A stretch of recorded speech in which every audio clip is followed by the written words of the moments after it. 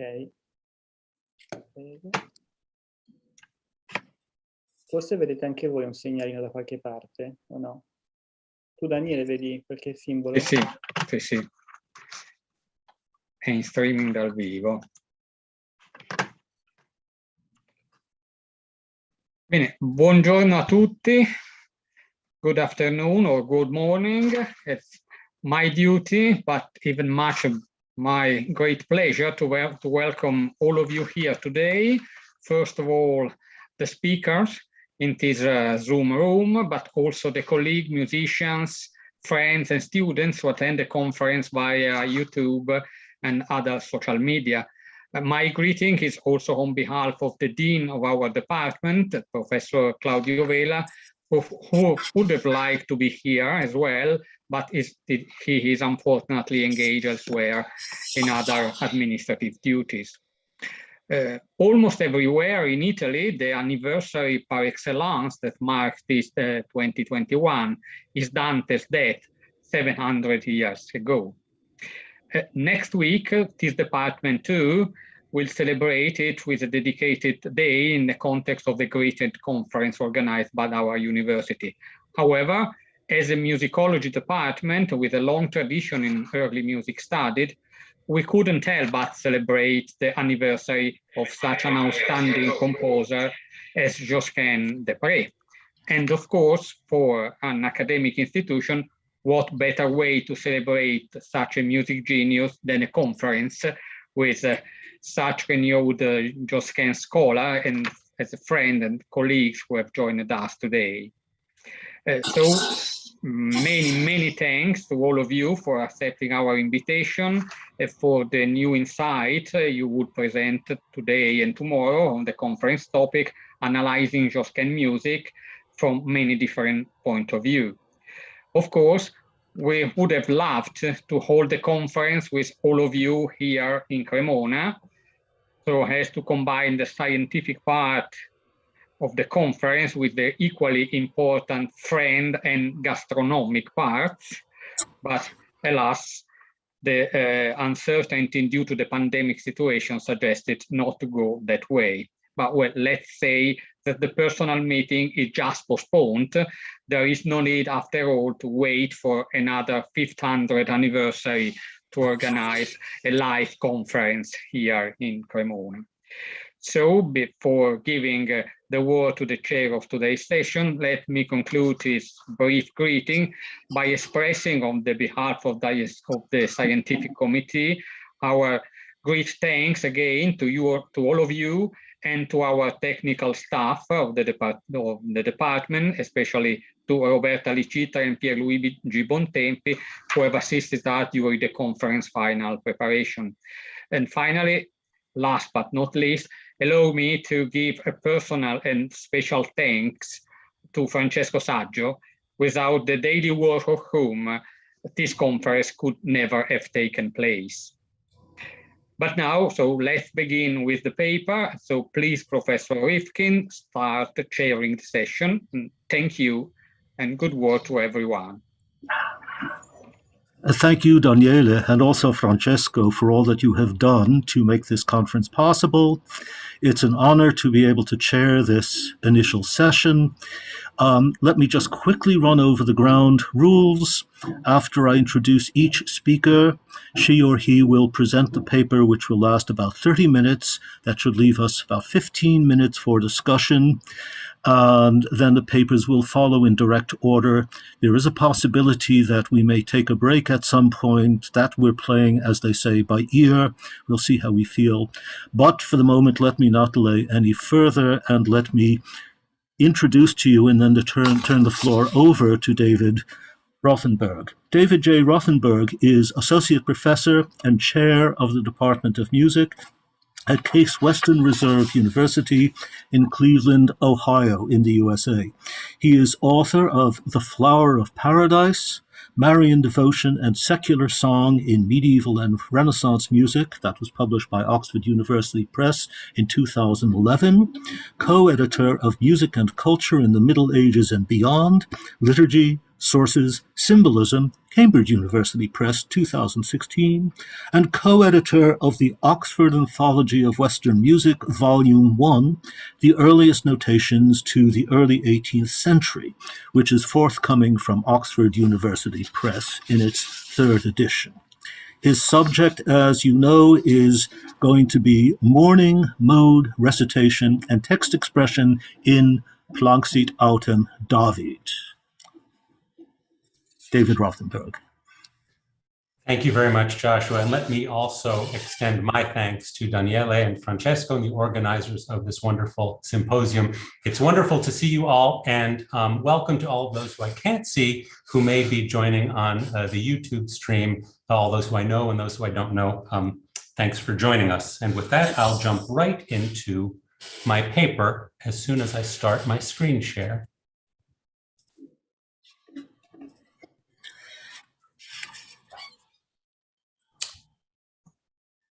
In Book 3 of his Dodecacordon, Heinrich Glarian discusses the motet Planxit Autem David in order to illustrate the connection between his newly created Ionian and Hypo-Ionian modes. Glarian's primary concern is not the authorship of the motet, but he nevertheless states that it is by Josquin and says that there is nothing in the piece, quote, that is not worthy of its composer. Nor is his primary concern with the mournful character of the piece. But he nevertheless devotes several sentences, highlighted on the slide, to saying how wonderfully the piece expresses mourning and lamentation. In my paper today, I will examine the mournful character of this piece by discussing its mode, its recitational character, and its text expression more broadly. I will not use Glarian's modal categories, sticking instead to the 8 modes that would have been accepted when this piece was composed around the year 1500, nor am I certain that the piece is by Josquin. In the new works list by Jesse Roden and Joshua Rifkin, which Jesse was kind enough to share with us panelists a few weeks ago, and on which he reported last week at the AMS conference, Planxit Autem David is in the category called, quote, works for which no convincing argument can be made at present. But although neither Glarian's modal classification nor his attribution are central to my argument, I do think he is fundamentally right about the mournful character of the piece. Moreover, I think its composer, whether Josquin or someone else, and also those who sang it and heard it around the time of its composition, would have shared Glarian's assessment of its mournful character. What is it that made this piece so mournful to musicians and listeners in Josquin's time? I will attempt some answers, building on previous analyses of the piece by Ludwig Fincher, Todd Borgerding, Ruth Steiner, Timothy McKinney, and Paula Higgins. I've spoken about Planxit Autem David in a few other presentations and always prefaced the discussion by saying that for the purposes of my analysis, I don't care who composed it. On one hand, I still don't care, but on the other hand, this is a conference called Analysing Josquin, so for today, I should probably care a little bit more. While I understand why Jesse and Joshua placed the piece in the category they do, we should be mindful of the problem Richard Scher refers to in the title of his essay, Petrucci and the Problem of Planxit Autem David. Petrucci included the piece in his Motetti C of 1504 without attribution, no problem. Glarian included the piece in Dodecacordon and clearly copied it directly from Motetti C, also no problem. And yet Glarian nevertheless thought the piece was by Josquin. Problem. Why did he think that? We should at least entertain the possibility that Glarian knew something we don't, that he had access to some historical knowledge now lost to us that told him the piece was by Josquin. I don't have any evidence of what that knowledge might have been, but we should keep our eyes open for it, and we should continue to take seriously scholars like Paula Higgins who argue for the work's authenticity. And certainly if saying the piece is not by Josquin means it will get less attention, well, that would be a shame. I take Planxit Autem David to be an especially lucid and elegant example of a flexible yet distinct compositional style that was used widely to set mournful texts in polyphonic music by around 1500. The piece sets a long passage from the second book of Kings, which describes King David lamenting his predecessor Saul and Saul's son Jonathan, whom David especially loved, after they had both fallen in battle. This slide shows the first few words, which present a short bit of narration to set the scene. After this brief introduction, the entire rest of the motet presents direct speech from the mouth of David. Though the text does appear in some usages as a matins lesson on the fourth Sunday after Pentecost, and some portions of it appear in scattered antiphons around the same time of year, I think it unlikely that most who encountered this piece would have associated it strongly with a specific liturgical occasion. Rather, I think singers and listeners would have been struck by the extremely vivid language with which David laments in this biblical passage that is much longer than most motet texts. With David serving as a model of mournful solemnity at the moment when he became a king, Saul, whom he laments, was his predecessor, the motet would have been appropriate for performance on any occasion of mourning. The image I showed on my title slide is one of the half-meter tall alabaster mourners from the early 15th century tomb of Duke Philip the Bold of Burgundy in Dijon, which by historical accident have ended up in the Cleveland Museum of Art, right across the street from my office, just over that way. They have no direct connection with Plancit Autem David, but despite their small size, they express wonderfully elegantly a ceremonial sadness that I also sense in the motet. There are specific ways in which the piece expresses lamenting, several of which are established in the introduction. The very opening presents a slow point of imitation on a descending triad that Fincher and McKinney call a, quote, lamentatio gesture, citing the Stabat Mater that no one seems to doubt is by Josquin, as well as a few other mournful pieces that share it. What's most striking to me in this opening imitative figure is the length of the four breves, which create a real sense of slowness. Note that the figure is stated twice as slowly here as at the opening of Stabat Mater. Then, starting on the word planctum, the texture is declamatory, as it remains through most of the piece. As we'll see, it's my contention that the declamatory texture mirrors the sort of recitation heard so often in the liturgy and also in liturgical genres of mournful polyphony, like requiems and lamentation settings. Finally, the mode is mode 6, seen most clearly in the imperious voice, which is the one that most often carries chant quotations in this piece. Let's listen to the introduction with these things in mind, and note that all of the examples from the score that I'm using today are taken from Richard Scher's edition in the New Josquin edition.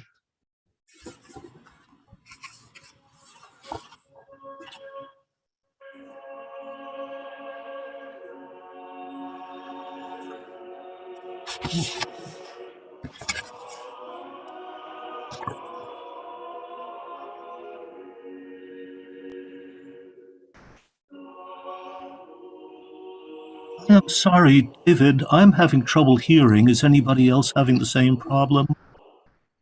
1 second. I may have forgotten to do something. Give me 1 second here. I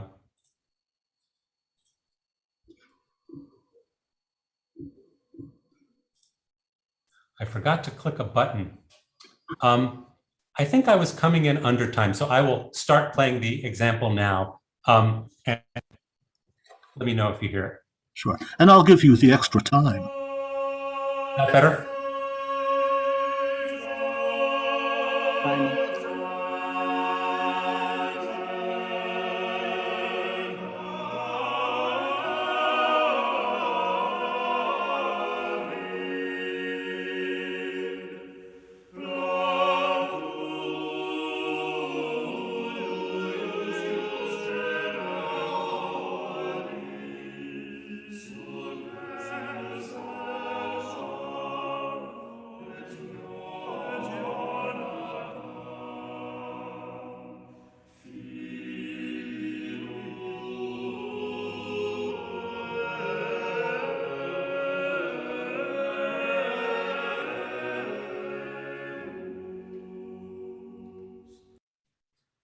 I'd like to think I wouldn't have made that mistake last year when I was teaching on Zoom every day, but it is a constant thing of whether you click share sound. So my apologies, but I hope the sound examples will work from this point on. So let's begin our deeper analysis with a discussion of mode.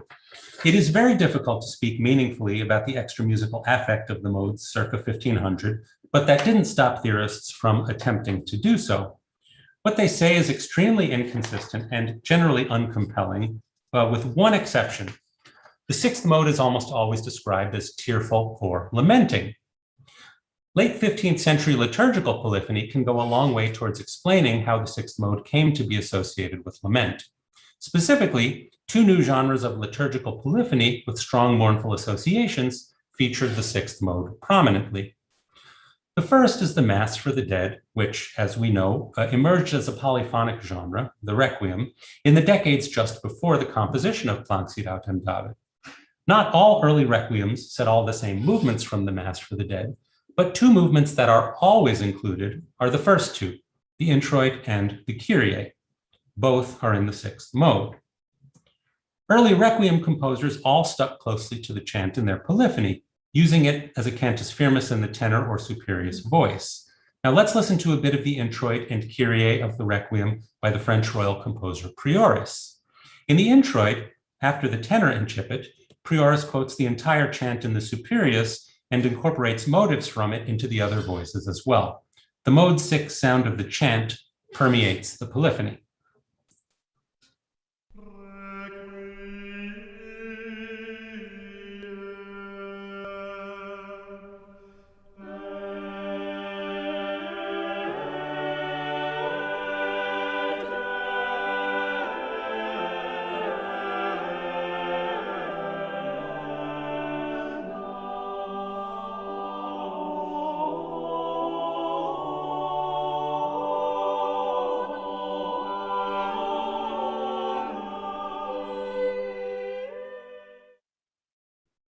And here is the Kyrie, which feels rhythmically quite different, but is tonally very similar.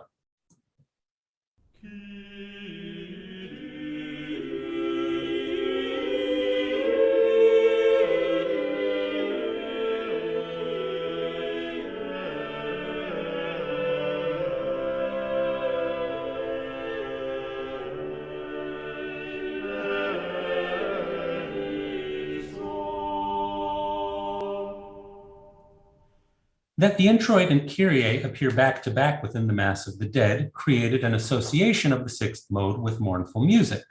And the Requiem was only one new genre that provided the mode with mournful associations. Another was polyphonic lamentation settings, which were most often based on the Roman Lamentations tone, a special mode 6 recitation formula for chanting readings of the Book of Lamentations during the Tenebrae services of Holy Week. The clearest record of the emergence of polyphonic lamentations in the later 15th century is the two-volume collection printed by Petrucci in 1506. Shown here is the setting by Bartolomeo Tromboncino that opens Book 2. It's striking how easily the spare style of the Lamentations merges with the simple style of Tromboncino's better-known secular compositions. But other composers' Lamentations also adopt this simple recitational style. Here's the beginning of Tromboncino's setting in a recording with an unnecessary chant intonation at the beginning that nevertheless makes clear to our ears how literally the tenor then takes up the chant melody.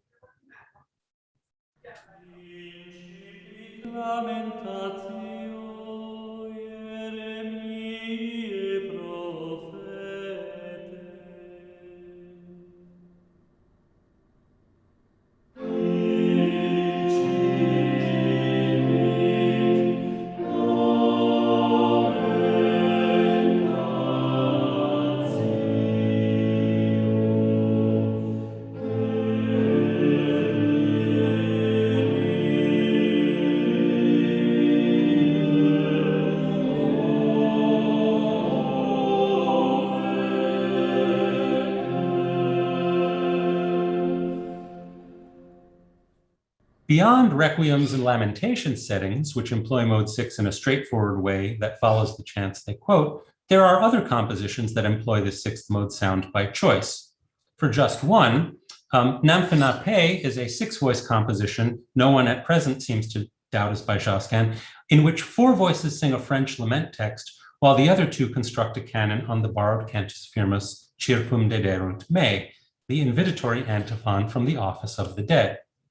A transposed sixth mode chant with a final of C, it's subjected to a canon at the lower fifth, which creates an F-tonal space, not unlike what we've heard in Requiem and Lamentation settings so far, and which we also hear in Planxit autem David, Let's listen to a bit of this starting at the yellow line. And again, this is just to get this sound in our ears.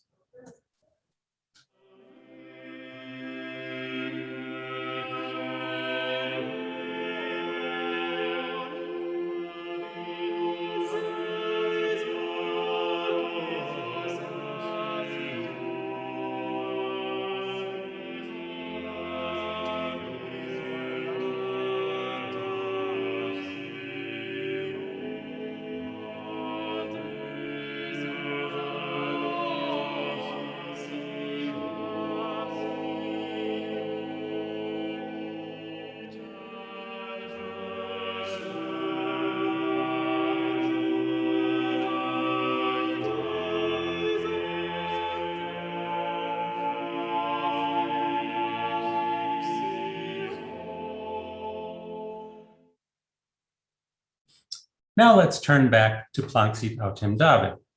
A short way into David's lament, he proclaims the words shown here. The second phrase begins with the interrogative, quomodo, how, as do several verses of the Book of Lamentations. The composition takes this opportunity to introduce its first bit of pre-existent quoted material. On the phrase beginning Incliti Israel, shown with the first yellow arrow on the score, the altus voice quotes the Lamentations tone over a three-voice, purely declamatory texture, while the superius sits out. Then, on quomodo, shown with the second yellow arrow, the superius, altus, and tenor create a new trio, with the superius quoting the Lamentations tone as a cantus firmus, while the altus and tenor sing rapid imitation below it. The chant quotation doesn't end until after the next phrase, nolite annunciare, which is in full four-voice declamatory texture that resembles the prevailing texture of the motet, except that here the Lamentations tone is still present in the upper voice. So let's listen to this whole passage.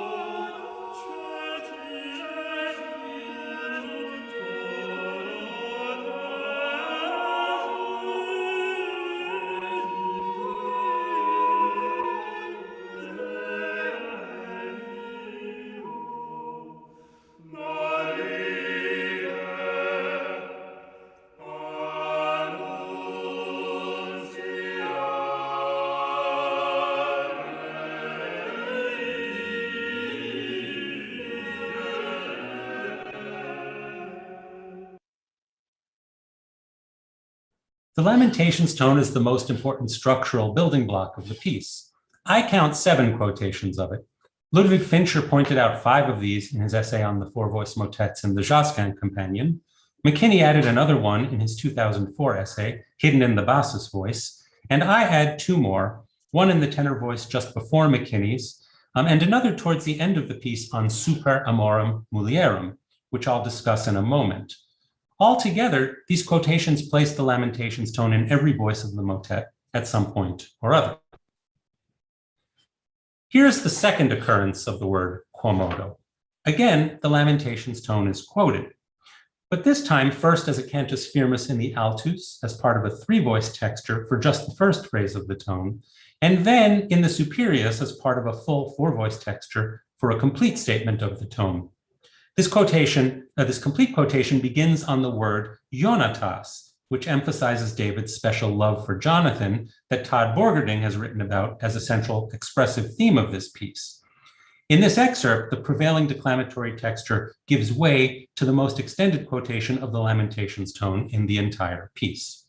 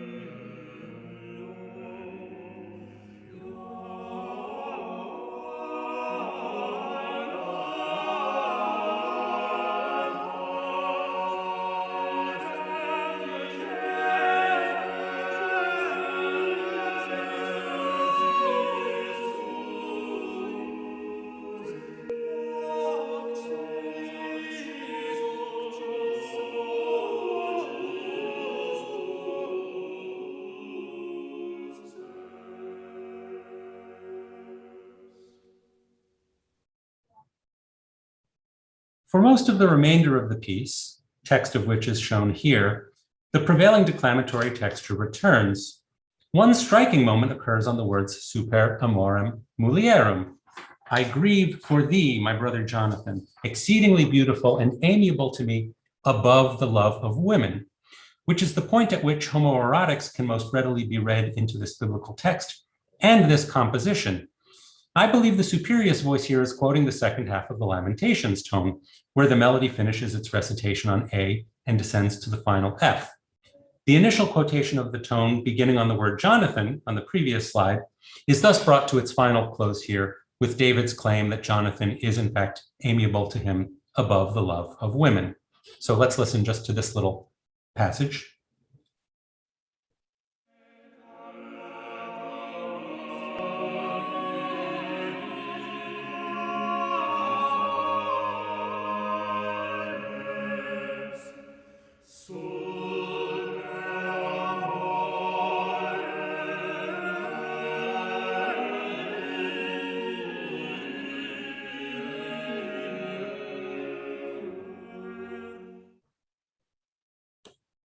The very final quotation of the Lamentations tone, which I won't play, comes very near the end of the piece on the final appearance of the word quomodo ceciderunt robusti. The quotation is once again in the superior's voice over a four-voice, purely declamatory texture, and there is a shift to triple mensuration for just these words, which sets them in very sharp relief. This final passage reinforces the two strategies of invoking mournful recitation that appear throughout the piece, sometimes separately and sometimes together. The first is use of declamatory texture that evokes more recitational liturgical genres of polyphony, like lamentation settings, or, as shown here, polyphonic requiems, which often resort to quasi-recitation, which I think is pretty obvious in this particular slide. The second strategy is quotation of the Lamentations tone itself. The long note cantus firmus style quotations of the tone in Planxit autem David invoke recitation even at moments when the motet breaks from its prevailing declamatory or a recitational texture. Some of the rhetorical high points of the motet come precisely at the moments when the Lamentations tone is quoted in declamatory recitational polyphony, as in the last two examples shown on this chart. The declamatory texture used throughout much of the motet may also evoke the elevation motet, a highly homophonic motet type that accompanied the elevation of the host, the ceremonial high point of the late medieval Mass, and there are examples by Josquin, most notably Tu Solus. I believe that when declamatory texture is used in mournful music, it can emphasize the similarity of mortals to Christ, whose body in the form of the host is praised at the moment of elevation. Mortals and Christ both vacated their bodies at the moment of death, and an alignment of the deaths of medieval Christians with the death of Christ on the cross was built into the structure of the annual liturgy itself. And this fact is stated straightforwardly by Amelard of Metz back in the 9th century, who writes in the section of De Ecclesiastico Officio on the Mass of the Dead, quote, "It should be noted that the service for the dead is conducted in imitation of those that are conducted for the death of the Lord," end quote. So Amelard comes out and says this, but I take this to be something that seems kind of obviously built into the structure of the entire liturgy, and certainly liturgical polyphony that gets sprinkled on top of it. So to conclude, there's still so much we don't know about Planxit autem David. Did Josquin compose it? Where was it meant to be sung? Why does it set this particular biblical passage? Paula Higgins proposed some compelling answers to some of these questions in a paper delivered just a few days ago. But even without precise answers, we can say plenty about the piece. It's worth remembering that those in Josquin's time who encountered it in Petrucci's Motetti C or elsewhere might also not have known these answers. And yet they still would have recognized the piece as a lament because of its text. And they would have recognized its style as mournful because of all of the features I have pointed out. Specifically, its prominent use of the sixth mode, its prevailing recitational texture, and its quotation of the Lamentations tone, even at moments when its texture is more polyphonic. Using these stylistic markers of mourning, the motet gives voice to the words of the biblical King David, who in his dutiful lamentation of Saul and his loving lamentation of Jonathan could serve as a model for all those who mourned. Thank you very much. Thank you very much, David. You have actually come in even with the extension under time, so we have quite a bit of time for questions, of which I hope there are quite a few. So the floor is open. Anybody who is here, unmute yourself and speak up. And those on YouTube can send communications, which I think, Francesco, you are monitoring. I'm going to stop my screen share just so that I can see people. If I need to call up anything again, I can reshare. Very nice idea. Okay.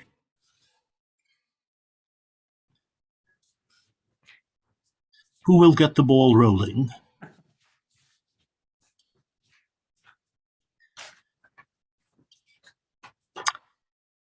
Well, if everyone is too shy, I'll say something quickly, just on the authorship issue. First of all, I must thank you for the very adroit manner in which you have handled it. And I think from a certain point of view, I also could care less who is the composer of the piece. Just on Glarion's knowledge, the indications are that he in fact took the attribution from a German, probably printed source that no longer exists, but that sits behind a couple of the Germanic sources we have of the piece. One can kind of work this out if one trawls through Richard Scher's critical report, and Scher himself, I think, even pretty much says so or implies this at one point. So that would be the Glarian point. I should mention, having cited Richard Scher, that he also very recently has declared a mea culpa about Absalon and has retracted his earlier acceptance of the piece. But as you say, the piece exists no matter who composed it, and that probably is the most interesting part of things for us today.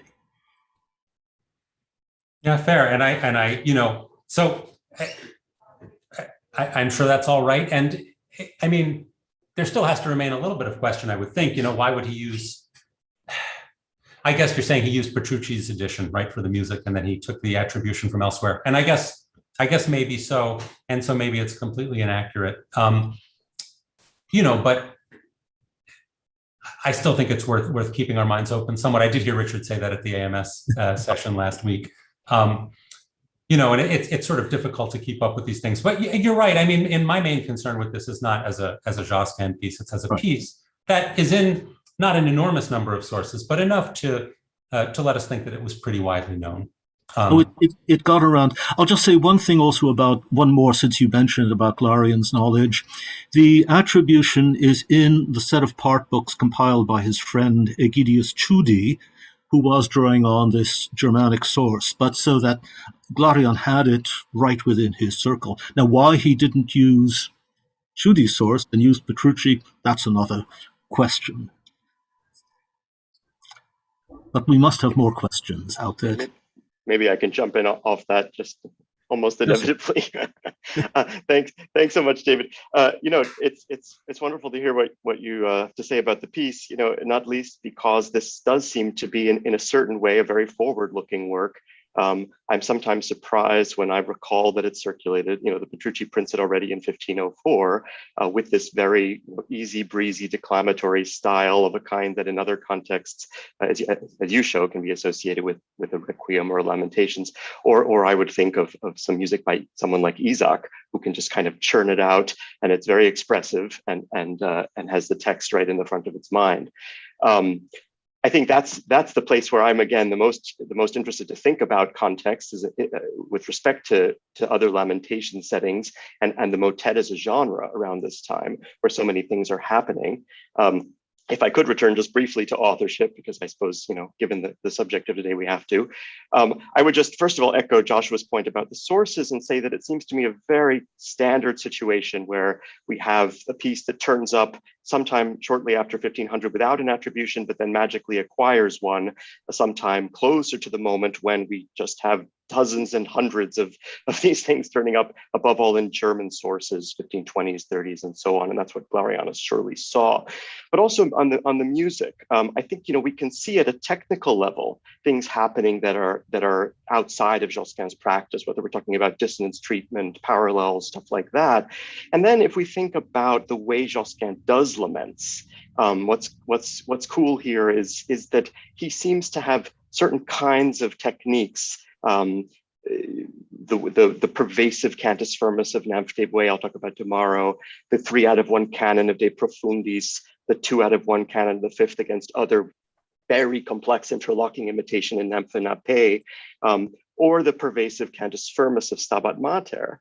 And since you mentioned Stabat Mater, that to me seems like a real key here, because that opening imitation, that opening interlock, as you mentioned, between bassus and superius, even though in longer note values, is exactly the one used in Plangsit. So what I see here, possibly, since Stabat Mater would seem to date from around the same time, maybe even a few years earlier, probably a few years earlier, is the possibility of an emulation, by an early emulation, but they're not unknown already by this moment, of someone who saw in Plangsit something that they wanted to pick up and do in an easier, breezier way in Plangsit Autem David. And again, that lack of technical apparatus, I think is one of the giveaways here. But again, the question of authorship can be secondary. It's just, to me, that's interesting sort of soup to swim in when thinking about how to talk about the piece.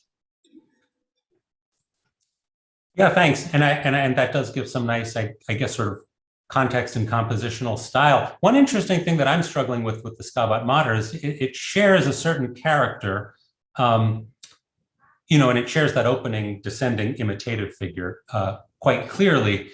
But modally, it's different. That's more of a mode 5 rather than a mode 6. If you look through it, and certainly it's based on the cantus firmus would outline the sort of upper octave. And what I'm finding in a lot of this other mournful music is not that, the sort of lower range within the mode. And so that's just an interesting thing to think about. I certainly came to them from the same angle myself, but I see them in kind of different ways now. And yet, of course, they're both very lamenting. They are both very mournful in their own ways. David Stern, you had your hand up. Would you? Hi, Josh. Nice to see you after all these years. It was a beautiful presentation, and what I really appreciate, because I'm actually finishing up an article that I'm planning to submit pretty soon to an Italian journal, is how you related the mode of the chant to the polyphony. And I think that's actually one of the greatest legacies of the entire Renaissance. And I've been looking at for years, and Josh and I have discussed that 6th voice Regina Celli that Jeremy Noble kind of attributed to Josquin, but that got me interested. There's a lot of these settings going from, at least from Isaac to Victoria, and they're all in the same mode, and you really hear the mode in the polyphony. And I think it's truly, if you look at different genres, Stabat Mater, Ave Maris Stella, from Defy to Victoria also, just, you really hear those modes. And I think they're kind of been underrated in some ways in recent decades. And so that's something I really appreciated. I also think that mode 4 was considered mournful, because we know that Josquin and Obrecht took that introit chant, which you discussed, and placed it into mode 4. So I think probably that was even considered more sorrowful than mode 6. And Palestrina also mentioned that mode 4 he was working with a cantus firmus, and he transposed parts of it up because he wanted to be more cheerful than mode 4 usually is. So I think you're right that there's not a consistent, ethos is kind of subjective to anyways. And we could also look at Regina Celli as a counterexample. It's a very cheerful text and joyful settings, many by Lossus, so. But I very much appreciated your presentation, and I think that you were onto something very important when you talked about how we hear the mode in the polyphony as well as the chant. So thank you for that.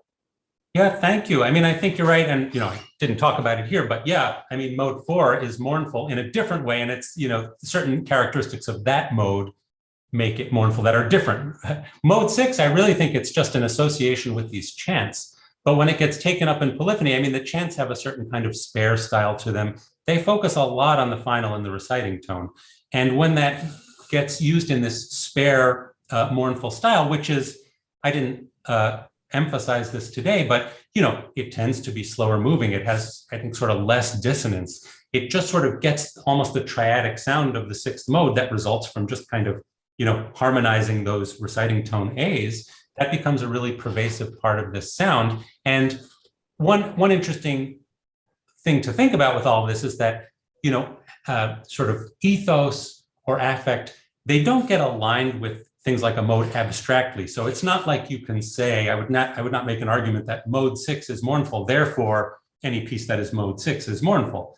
It's not really that. It's like when you have a piece with a mournful text, and especially one that quotes a mode 6 chant, then it creates a particular, mournful sound, but it's only mournful. And I mean, it's mournful because of its context.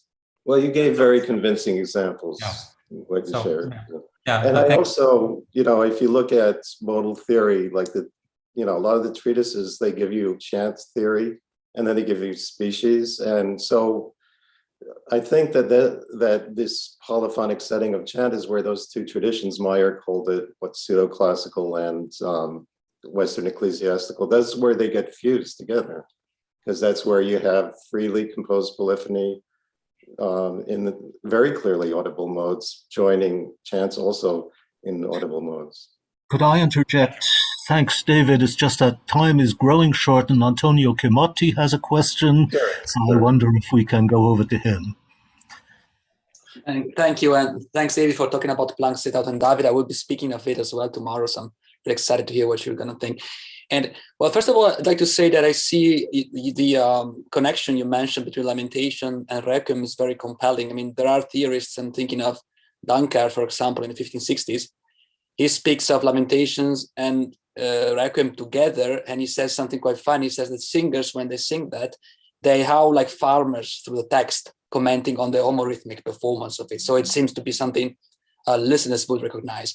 But I have another question for you, and that regards the way the chant is quoted on the top part, especially of Planck.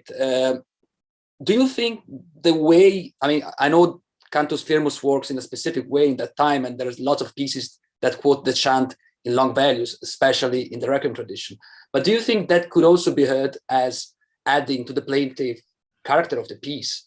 Because when working on later repertories, it becomes such a standard topos to have a slow performance of the chant, especially in Masses for the Dead in the top part. Then I'm starting believing that actually have that kind of connotation. There are theories that say that in the Masses for the Dead and in the Lamentations, the chant is performed particularly slow. So I'm wondering if you have any thoughts on that, in the way this piece actually quotes the Cantus Firmus. Thank you. Thank you. So I think you're asking, is the fact that it's quoted in really long note values is just by itself a marker? I think so. I mean, slowness, again, not everything that's slow has to be sad, but slowness is a marker of mournful music. Through all these associations, requiems and lamentations are slow, and the opening point of imitation is very slow. And so, yeah, I think absolutely that's one more element that sort of all put together creates a pretty characteristically sad sound. Not the only sad sound that was possible, but a pretty characteristically sad sound in the circa 1500 and really through much of the 16th century. I think I'm not quite confident saying how common it was, but it remained one of the, sort of sixth mode slow style remained one of the possibilities for mournful music all the way through the end of the 16th century. Thank you. I may follow up with you about some of those theories you mentioned, because those sound really compelling. Yeah, I'm happy to send you everything. I have it. Thank you. You're muted, Joshua.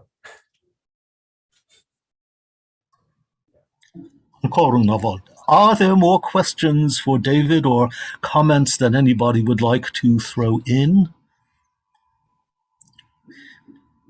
Well, if not, astonishingly enough, especially given the broad tempo of that piece, we are ahead of the game, and we can then move on to our next contribution. David, again, though, many, many thanks, and discussant, many, many thanks for that.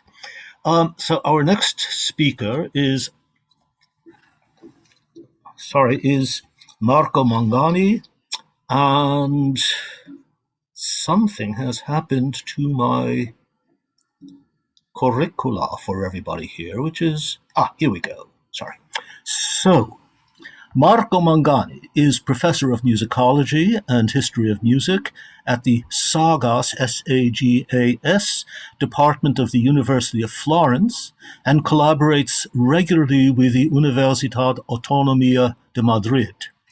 He is part of the scientific committee of Filomusica Online, a journal of the Department of Musicology and Cultural Heritage at the University of Pavia, and of the editorial board of the series Estudios de Música y Musicología.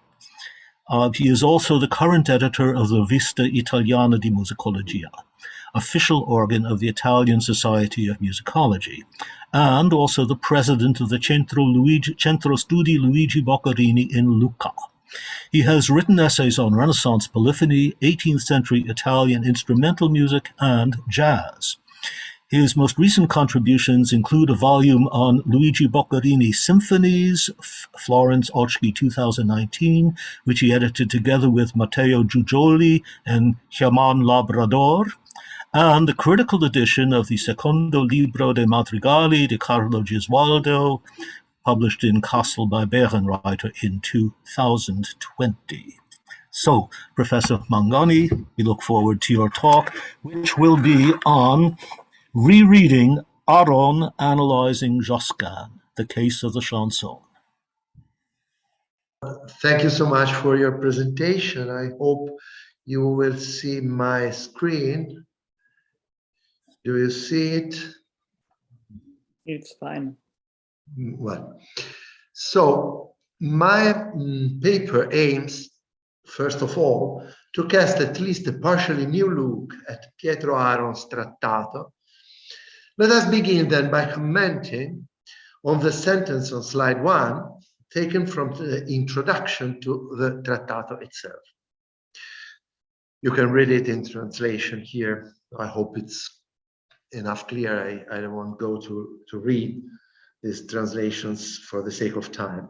The first thing that can be deduced from this declaration of intent is that introducing the concept of mode in polyphony is not among the aims of Aron's treatise. It is evident from his words, in fact, that the author proposes here rather to correct the most common errors within a practice and a theory that, at the time of his writing, are already widely spread. Sorry. The first and most important of these errors is for Aron the belief that a mode is always recognizable by its final cadence, as you can read here. So the most important purpose Aron assigns himself is to teach how to recognize a mode regardless of its final cadence, pointing out right away that there are two types of irregular final cadence. It is extremely important not to confuse, as Bernhard Meyer sometimes seems to do, this definition with the problem of internal cadences, which Aron deals with later, admitting a very wide range of them. What are we talking about here? It's the fact that a piece can end on a note other than the finalis without this weakening its clear belonging to a specific mode. And that this different note can represent either a confinal, as happens when a piece in the first or second mode ends on A3, or one of the differenzi of the same tone associated with the mode of the composition, as happens, for example, when it is a piece in the third mode that ends on A3. See slide. So we can remain in the forward.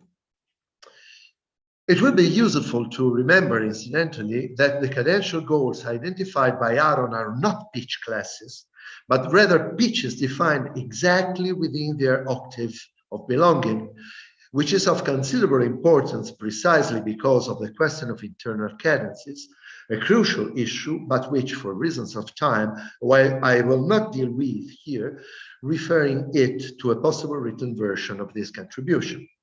In cases of irregular conclusion, therefore, it is not the final cadence that decides the mode, but it is necessary to examine which are the species of fifth and fourth that characterize the piece. Put like that, it seems simple. But what does it mean exactly that a piece is characterized by species of fifth and fourth? In my opinion, this is the central point of Aaron's theory.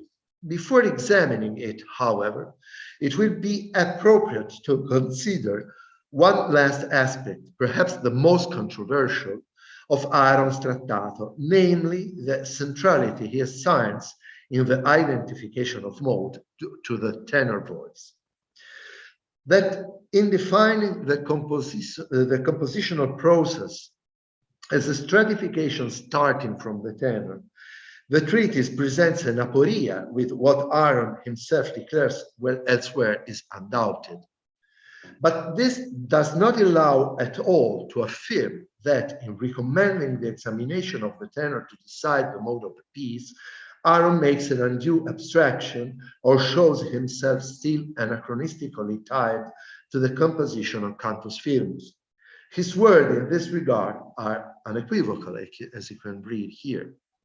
For Aaron, then, the reasons for the centrality of the tenor concern texture. They also apply equally to all musical genres, including secular ones, and are completely independent of whether the tenor bears a cantus firmus or not.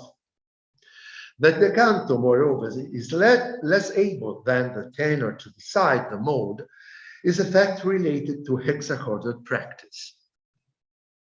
But what should one look at exactly to infer the mode of a composition from tenor analysis? Let's take up and complete a sentence already examined.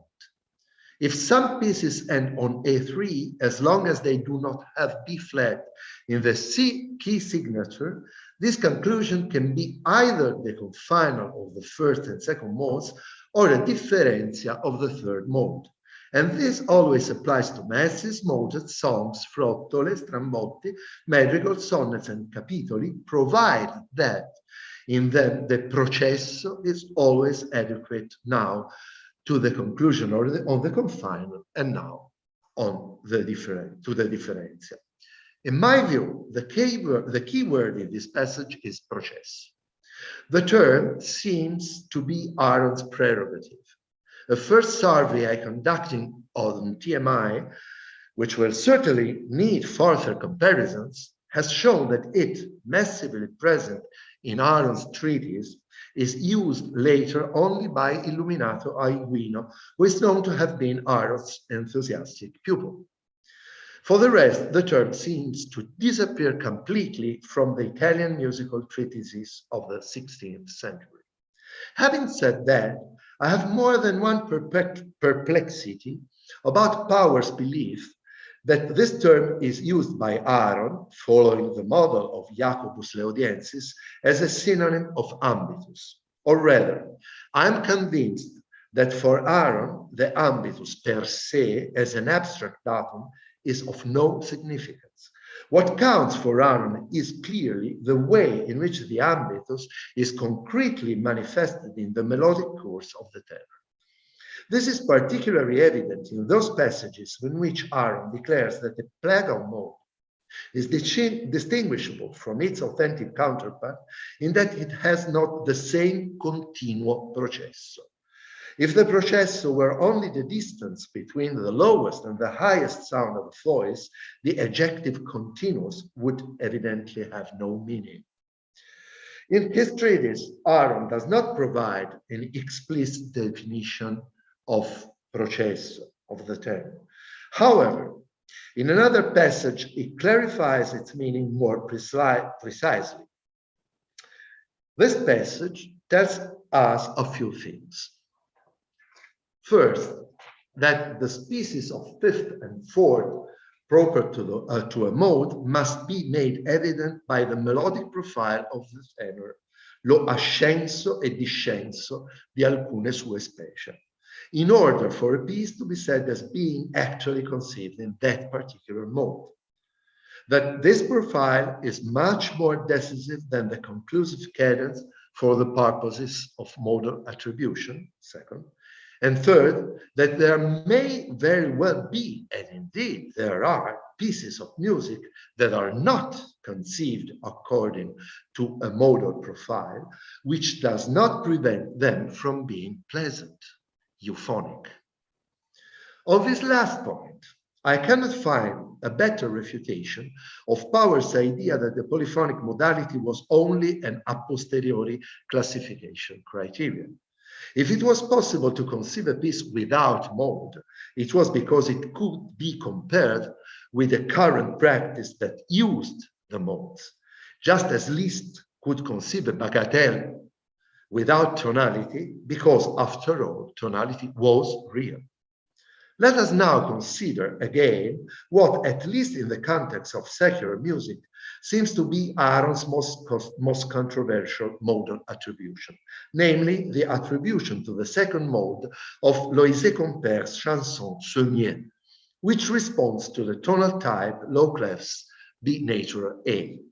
The problem arises famously from the comparison with La Plus de Plus by Josquin, whose attribution to the first mode, precisely on the basis of the processo, is completely unquestionable. If we try to reason like Aaron, we immediately realize that the processo of comparison song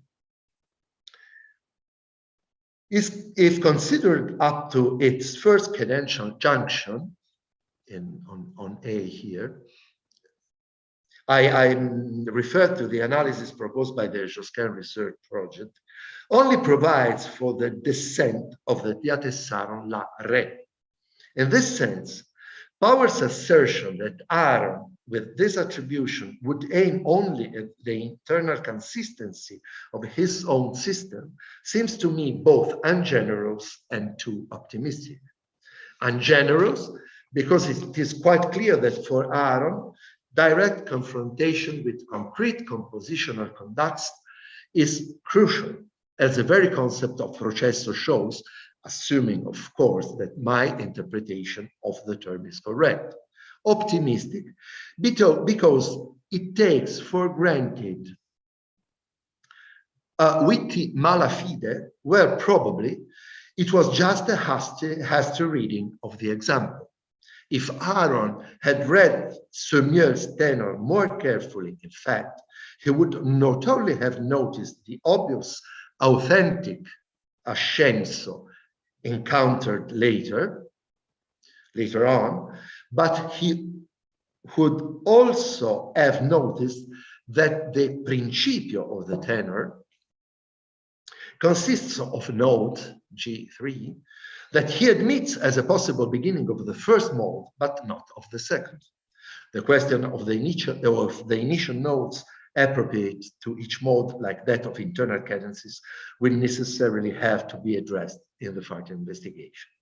This would certainly not be Aaron's only oversight, and this explanation would not be at odds with the hypothesis formulated by Crystal Collins-Judd, who analyzes Aaron's choices in light of his role as reader of Petrucci's Prince. In spite of these oversights, it is possible, in my opinion, to see, just by looking at Josquin, how the set of criteria adopted by Aaron for the identification of the mode has an undeniable concreteness. Leaving aside the L'Homme, which, by adopting a cantus firmus, falls into the category of absolutely unproblematic pieces. Il canto fermo è primo e principale alla cognizione del modo. The examination of the two pieces by Josquin ascribed by Aaron himself to the Mixolydian category is in this regard illuminating, despite the fact that they are two decidedly problematic pieces, albeit for different reasons. In common peu, the art of canon does not affect the modal order in any way. It is a canon at the octave between superiors and tenor, and therefore the examination of the letter is more than sufficient to arrive at the correct attribution. The problem, however, is that here we are in a classic case of a song ending on C, a degree that in the system of the 8 modes cannot be a finalis. The C can therefore be only 2 other things, either a confiner or a differenzia del seculorum. The choice is simple. As Aaron clearly writes, we are definitely in the presence here of the 7th mode and the conclusion on one of its differenzia. In this case, it is undoubtedly the ambitus comprised between the G's highlighted in green that gives us part of the solution. But the processo must also be considered, because if there were not those B's of 1 brevis each indicated by the arrows, and above all, the important cadence at D circled in blue, it would be impossible, given the weight in the piece of the cadences at C, to reconstruct the diapente and the diatessaron of the 7th mode. Let us now consider a modal classification proposed by Aaron for Ovenus Bon, a piece whose attributive problems I do not intend to address here. Let us say immediately that the text printed by Petrucci, which Aaron had in front of him, did not include the B flat in the key signature of the contra, which is present in other sources.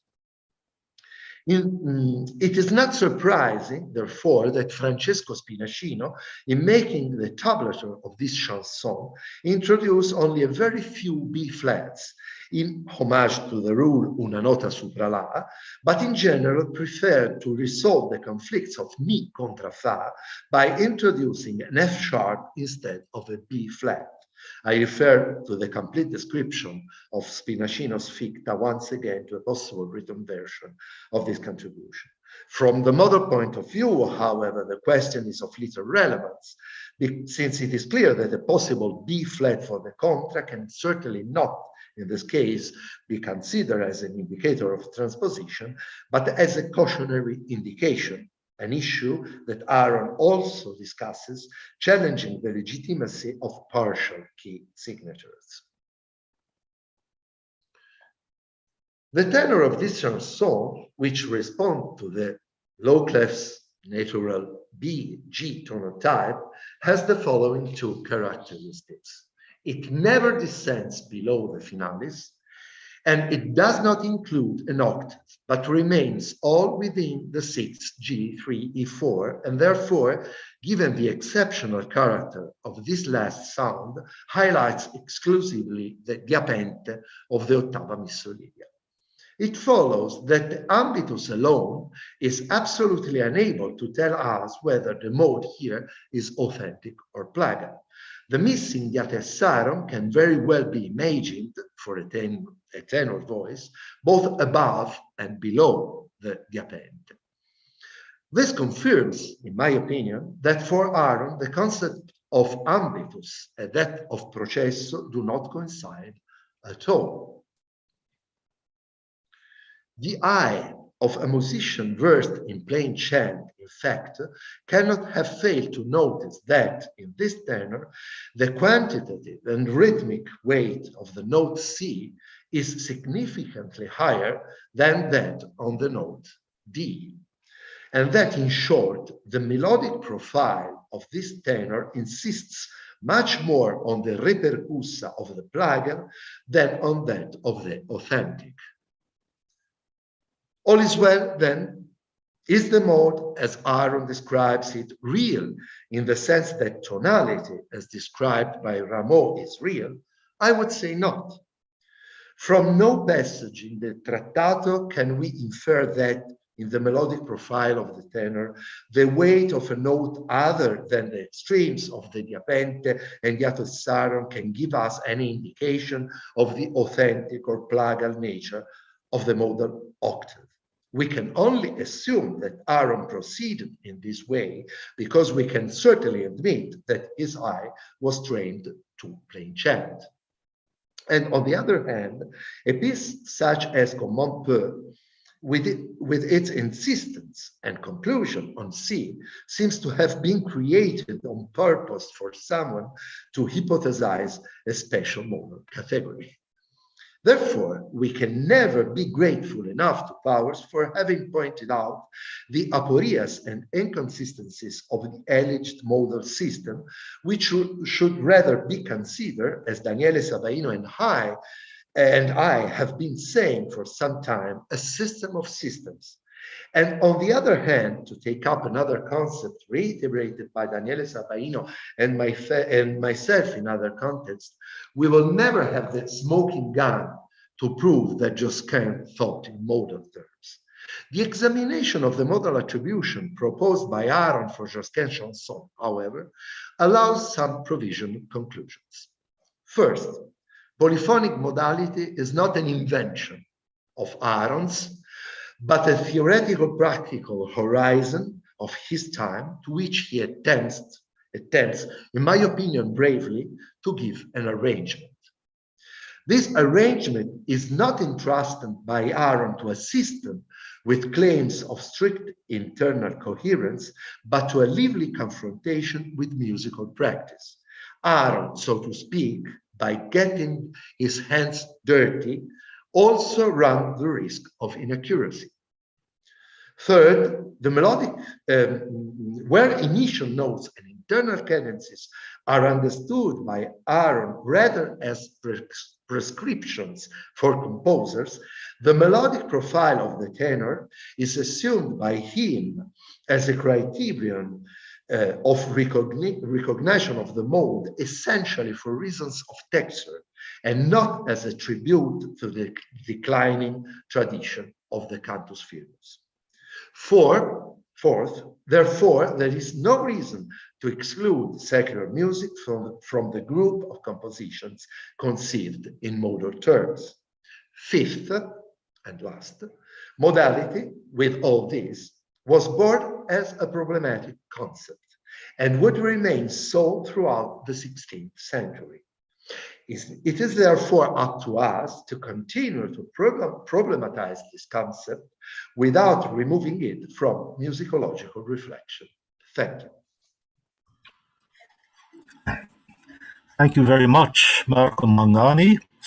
There is a lot to think about in this talk, and I trust that there are many people who will have questions and comments to contribute. I see immediately a hand raised by Peter Schubert. So, Peter, would you wish to jump in and get things started? Yes, thank you so much. I think that was a great talk. I really enjoyed it for many reasons, which I'm going to tell you. One is that you mentioned Illuminato Aiguino, which it was the subject of my dissertation many years ago. And I feel still that he doesn't get the credit he deserves because he's totally a species guy. Like everything is more, species are more important. So, and I like very much your focus on the processo. I think that's very good. I also appreciated that you said that Harold Powers was ungenerous to Aiguino. I felt that very strongly way back in the conference on mode in Princeton, like 1,000 years ago, when he was so mean to Aiguino. And I thought, here's this poor dead man, and here's this guy kicking him. This won't do. And I think it's always wrong to kick dead people, unless you can really prove that they were wrong. And I think what you're proving is that Aiguino was struggling and he had some problems, but still. And I had one other thing to say. You mentioned initial notes of pieces, and Gafurius has a lot to say about initial notes. And he says, start anywhere you want and start on the third and you can do anything. So I think that might be useful. Anyway, thank you very much. you, Professor Schubert. I highly appreciate your judgment. Yes, it was really a question of being ungenerous, not only against Aiguino, but also against Aaron, because the criticism against Aaron that he aimed at realizing a coherent system in spite of music reality, it is something that can perhaps be said, as perhaps Daniele Sabaino is going to say, for Zarlino's attempt to systematize the 12-mode system, but not at all for Aaron, who is clearly concerned with practice and with the mode you can, the way you can read a piece of music in order to understand how it works. So it's a good point for me. Thank you very much. Thank you. And Antonio Camotti has a hand raised, at least the white glove for the raised hand. And I wonder if... Yes, thank you. Well, thank you, Marco, for the paper. I enjoyed it very much, and I enjoyed especially the examples from the part books. And that got me thinking, in fact, if you work on part books, you do see things much more. You see chant quotations, you see ambita, you see species, and so on.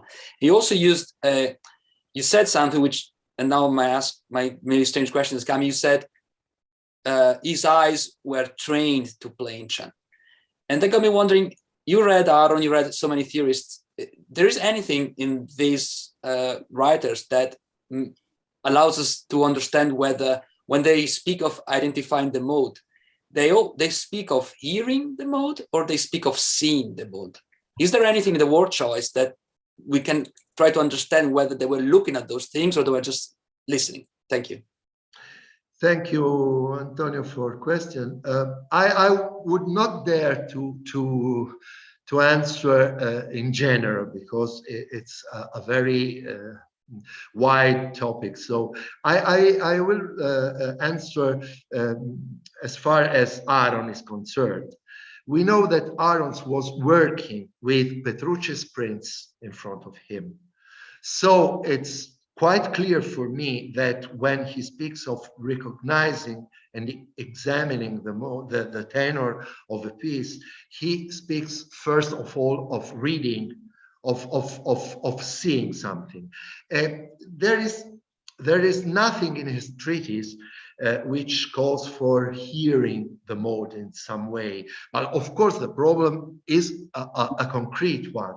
But as far as examination of the tenor is concerned on the part of Aaron, a recommendation he makes for singers, he recommends the singer to examine the tenor, and you will know what mode the composition is written in. And it's clear to me that he's speaking of reading something. And if you look at that tenor of Coman, you really can see that it looks, first of all, like a Gregorian melody, a plain chant melody in eighth mode, because of these C's which insist so often. I hope it's very interesting. Thanks. Jesse Rodin. Thank you, Marco, so much for your paper, which gets into so many big, interesting issues, including some pieces close to my heart.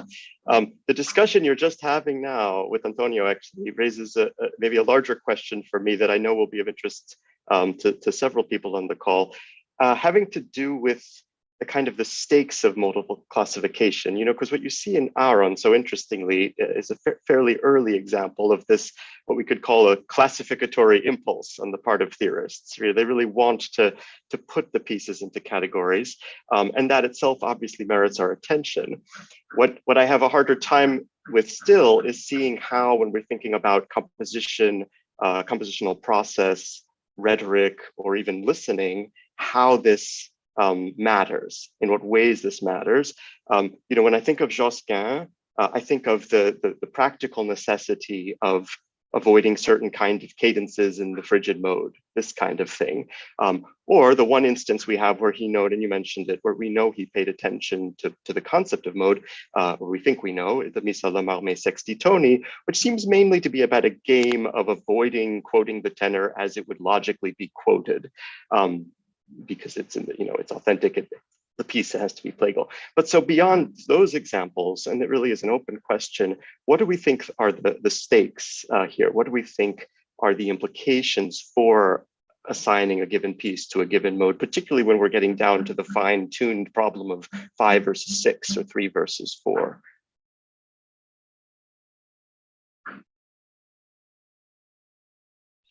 This is a very wide question and a complicated one.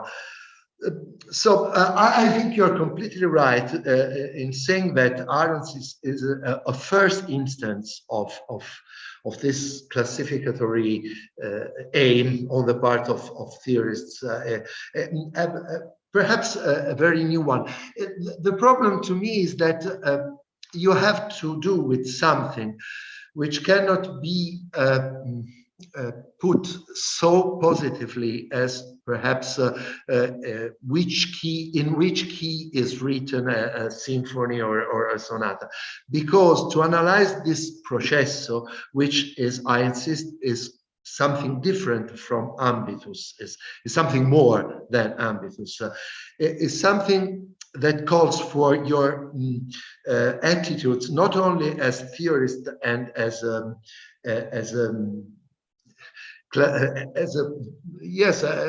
classificatory classificatore, but instead also it calls for your attitudes as a musician, and so in a case as that of Comme on peut, it is clear that the musician has the previous upon the theorist. In that case, the musician sees that melody and says this is plagal, but it's not yet a problem for Aron to go back to his writing and to check if he has written something that justifies the fact that he has signed the piece to the 8th mode instead of the 7th. So I am very convinced. The idea that Aron's aimed at formal consistency at coherence in his treatise is lead us astray, is out of the right path. I see also this consideration by Bonnie Blackburn, of which, of course, I'm very grateful. Yes, of course, it's very, very important, that question. And we know also that Spataro had a very different attitude towards music than Aron, and unfortunately, we cannot know. We know that only from letters, thanks to the huge work Bonnie Blackburn herself has made on correspondence among music theorists in the 16th century. Yes. Thank you, Gabe, for your question. Sorry. Yes, Daniele, you had your hand up. Thank you, because as an organizer, I cannot raise the virtual hand. I have to do with the real one. And I think there is a difference between Aron, Glarean, and Zaglino, apart the question of the reference of the system of mode. Zaglino, Aron is, in my opinion, is truly interested in explain how to compose in the mode. So not much in the classification of pieces in the mode, but as a teacher. Zaglino is a different matter. He has a furor theoreticus in explain everything, to put everything in its proper place. And I think that Marco, I would agree. one of the idea of composing in the modes is establishing an environment because you shared some characteristic of the mode with the audience, and the audience will recognize when you break the rule for expressive or exegetical purposes. Oh yes, of course, I agree in general. I would say for Aaron it's a question of both, because it's quite clear in his treatise that he indicates beginnings and final cadences as something to which the composer must pay attention in order to compose a good piece.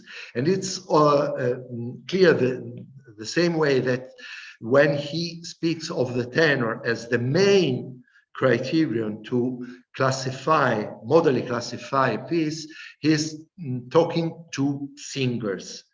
This is very clear in his writing, in what he writes in his treatise.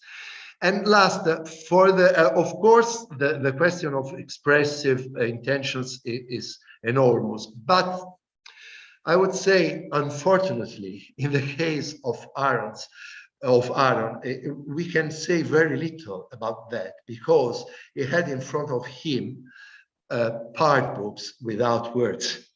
And this is one of the main reasons why I don't dealt with the question of text, of poetic text, more because, as you know, poetic texts are in most cases added by modern editors on the basis of secondary or even literary sources.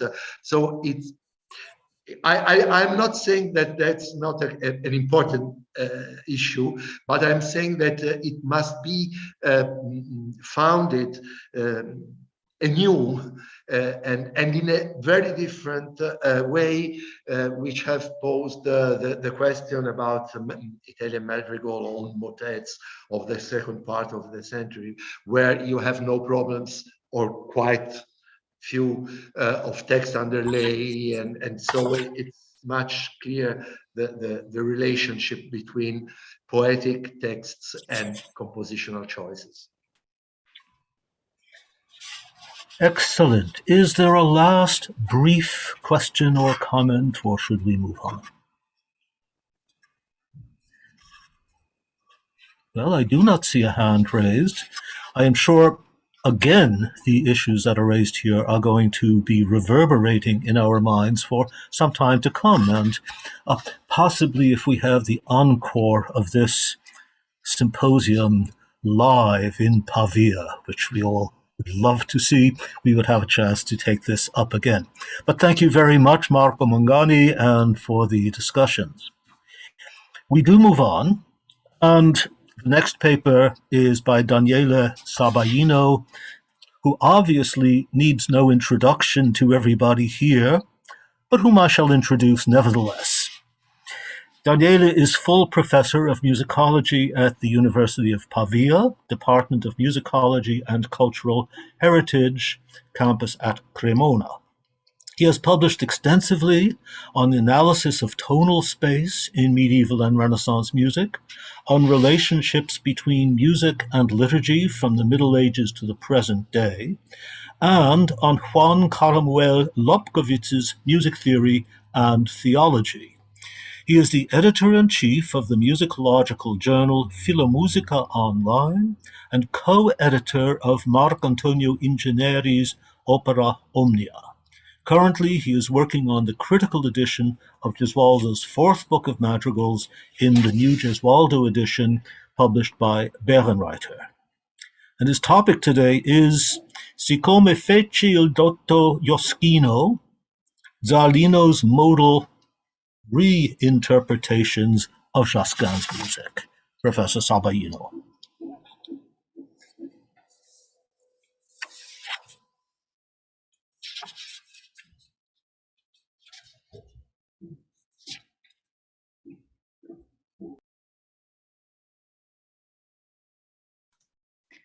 We don't hear you.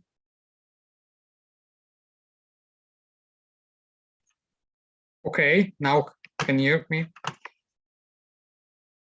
I repeat, it is almost impossible to overestimate the importance of Zarlino four-parse istituzioni armoniche in the history of Western organization of tonal space.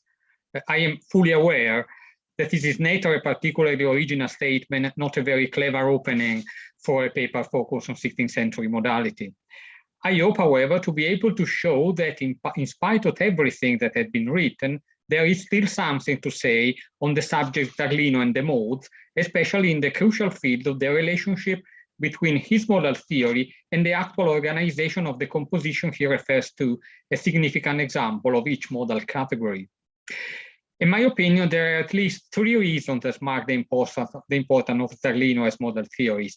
All of them are very well known, as well as still not explored in all their hermeneutic consequences.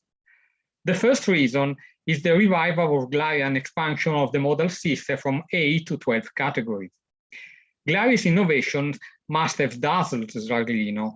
Already in his 1549 Moduli Quinque Vocum, only 2 years after the publication of the Decacordon, all the motets were in fact labeled in accordance with the new categorization, even those that were conceived, if Chrysocolis Judd is right, as I believe she is, as part of a cycle order according to the 8 traditional modes.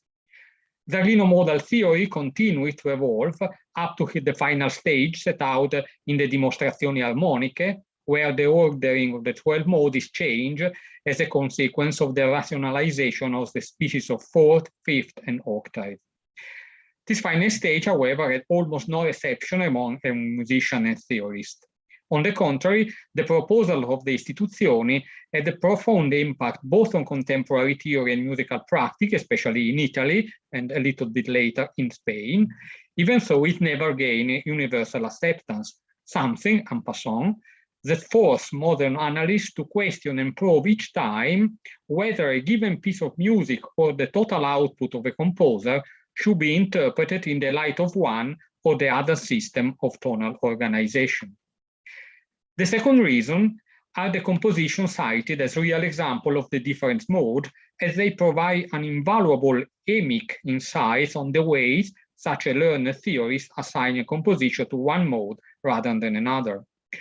Zarlino is by no means the only theorist referring to past and contemporary composition to illustrate his theory. We have just heard of Aaron.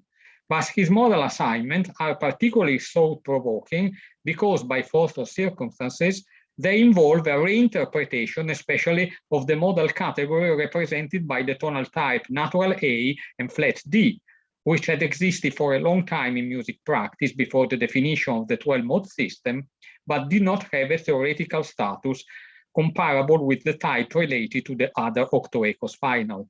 C tonal type and their relation with F1s are another story, which has been brilliantly addressed by Jesse Ann Owens in an essay just published in the journal Musicalia.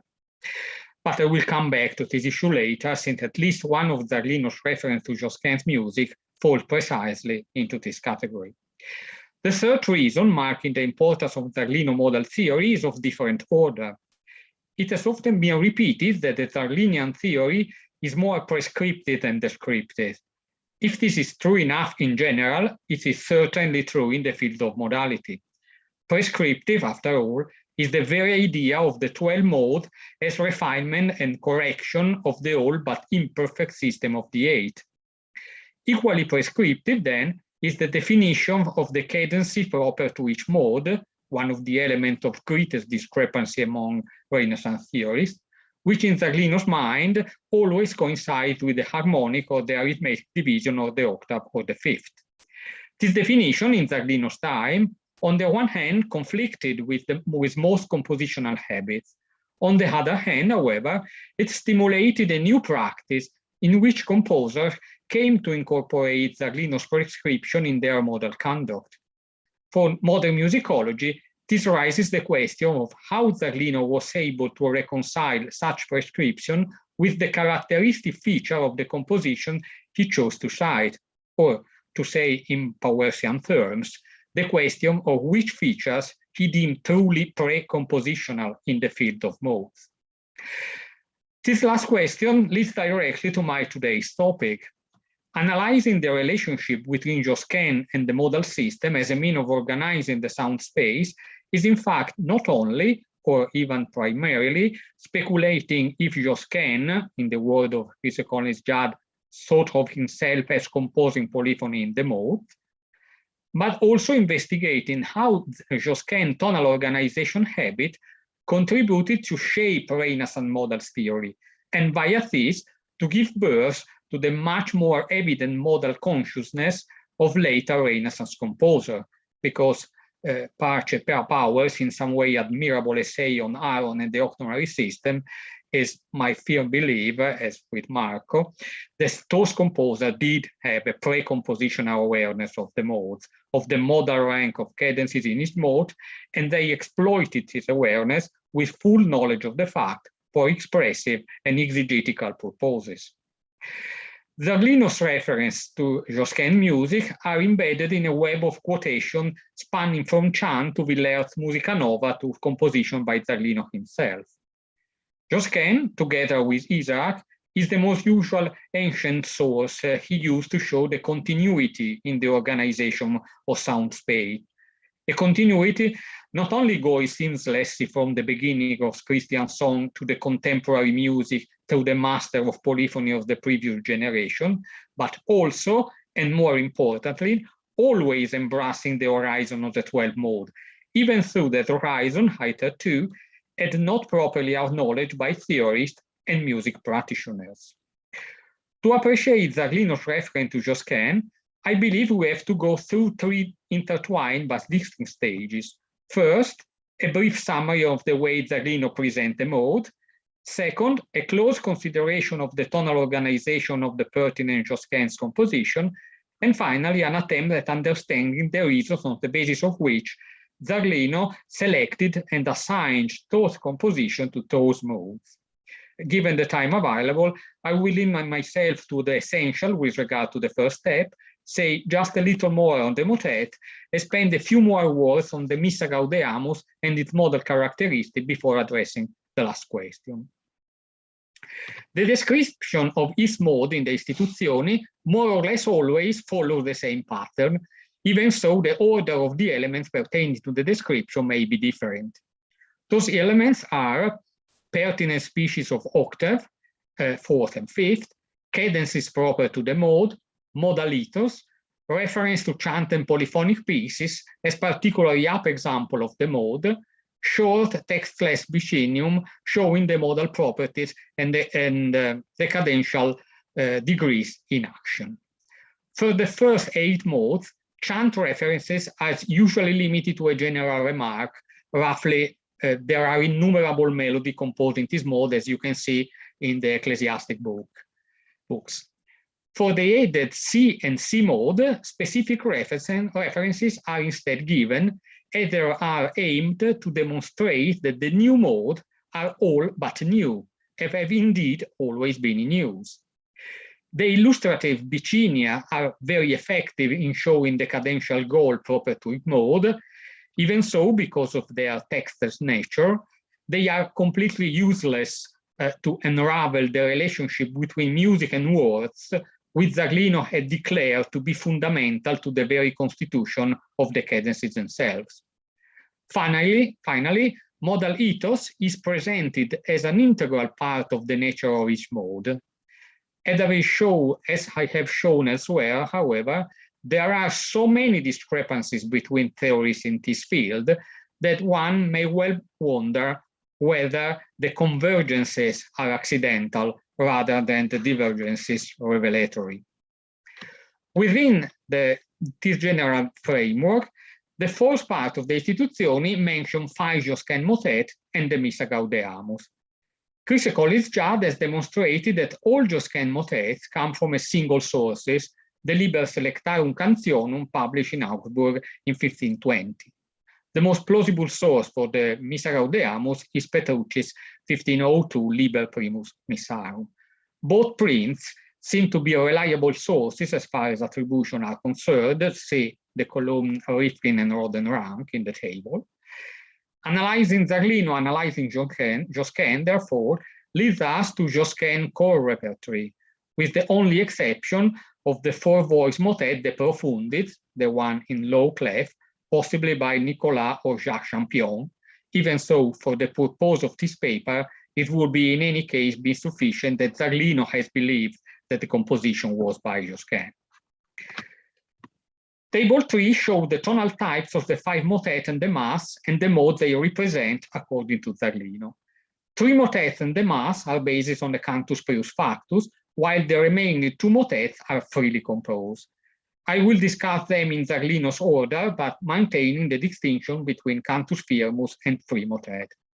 My inspection, which follows the procedure Marco Mangani and I have developed as on the matter, that is, the concept of degree of problematic modal representation of a tonal type. In our opinion, in fact, different tonal types represent different modes with different degree of resistance. Or to say it otherwise, each tonal type resists in different and particular ways to modal representation, and this resistance seems not to depend on the personal choices or preferences of a composer, but to be somehow inherent to the tonal type itself. The third motet quoted in Violata Integra incorporates a cantus firmus in a pattern mode 6. Its range is shorter than an octave. The melodic contour, in addition, gives significant emphasis to the pitch A, the ending of the most of the segments into which Josquin divides it. The polyphony conforms itself, despite partial cadence changes in the in the signature, to that modal environment by using a plagal ambitus in both superius and tenor, by establishing the exordium a clear division on F of the octave CC, and by cadencing almost exclusively on F and A. The latter sonority, in particular, allows Josquin to hold together the overlapping conclusions of the 2 canonic voices at the fifth, at the end of the fifth and second part. The same cantus firmus sonorities is also the major cause of the few cadences on E generated by the flow of the canon. As they are structurally and not exegetically motivated, however, Josquin is careful to conceive the E goal with an A counterpoint in the bass, something that can be read, in my opinion, as evidence of a modal awareness that considers an E cadence too foreign to be introduced in a F mode as a purely musical phenomenon unrelated to textual necessities. The flat signature, together with the F final and possibly the many A cadence, made then very easy for Zarlino to cite the motet as the perfect textbook example of transposed mode 12. Equally modal clear-cut is the cantus firmus of the motet Stabat Mater Dolorosa, taken from the chanson Confirme des Confortés by Binchois. Josquin transposed Binchois tenor a fourth higher and lengthened each note in 4-fold proportion, obtaining a tenor voice then his possible modal horizon can be read in the 5th untransposed mode, and that is labeled as 11th in the 12-mode system of the Istituzioni. Stephen Krantz has assumed that the choice of such a mode, frequently used at the time in association with Marian Test, can be due to Josquin's desire to convey the consolation coming to mankind from the death of Christ, rather than the grief suffered by the Virgin Mary expressed by the liturgical text. A choice that would be exegetical in itself and would speak again in favor, to use Frank Spear terminology, of an internal modal awareness on the part of Josquin. The texture of the motet is very dense. In the whole length of the tenor, for instance, it does not resound even a single rest. Properly speaking, therefore, the only full cadences of the entire composition are the ones at the end of each parse. The other cadences, which I call partial, that is, cadences not involving at least one of the voice active in that given moment, fall on C, F, and less frequently on A. Especially in the third part, however, there are some partial cadences on D whose main purpose, in Krant's opinion, and according to what he defined as a typical trait of Josquin style, would be to emphasize the C sonority that follows. Yes, yet this explanation puzzled me in some way. If it can account for a music situation like the one in example 4a, it does not work, at least for the two consecutive cadences of the example 4b, where no C sonority follows. Here, instead, the D partial cadences seem to be used as cadenze peregrine to mark the burden of Christ's wounds stamped across the souls of the faithful. That is, another instance of a possible exegetical use of a modal element. The last motet quoted by Zarlino is based on Cantus Firmus is the sixth voice Benedicta est Celorum Regina, composed in the tonal type natural C1 natural G. Albeit the Cantus Priul Factus is easily readable in mode 8, the modal quality of the polyphonic building is less straightforward. To begin with, the pre-existing melody presents some conspicuous breaks that clash with the syntax of the text. Its first sentence, for instance, is broken off after Benedicta and not after es, as it would be much more logical, surely to grant a phrasal articulation on G instead of a pitch cadentially foreign to this mode. Further, the cadential plan shows some discrepancies with respect to the general theories framework. If the absolute majority of the cadences are on the finalis G, the number of cadences on D, the repercussor of mode 7, far exceed the one on C, the proper repercussor of mode 8. These discrepancies are reflected in the modal assignment by Glarian and Zarlino. Glarian classifies the motet as Mixolydian.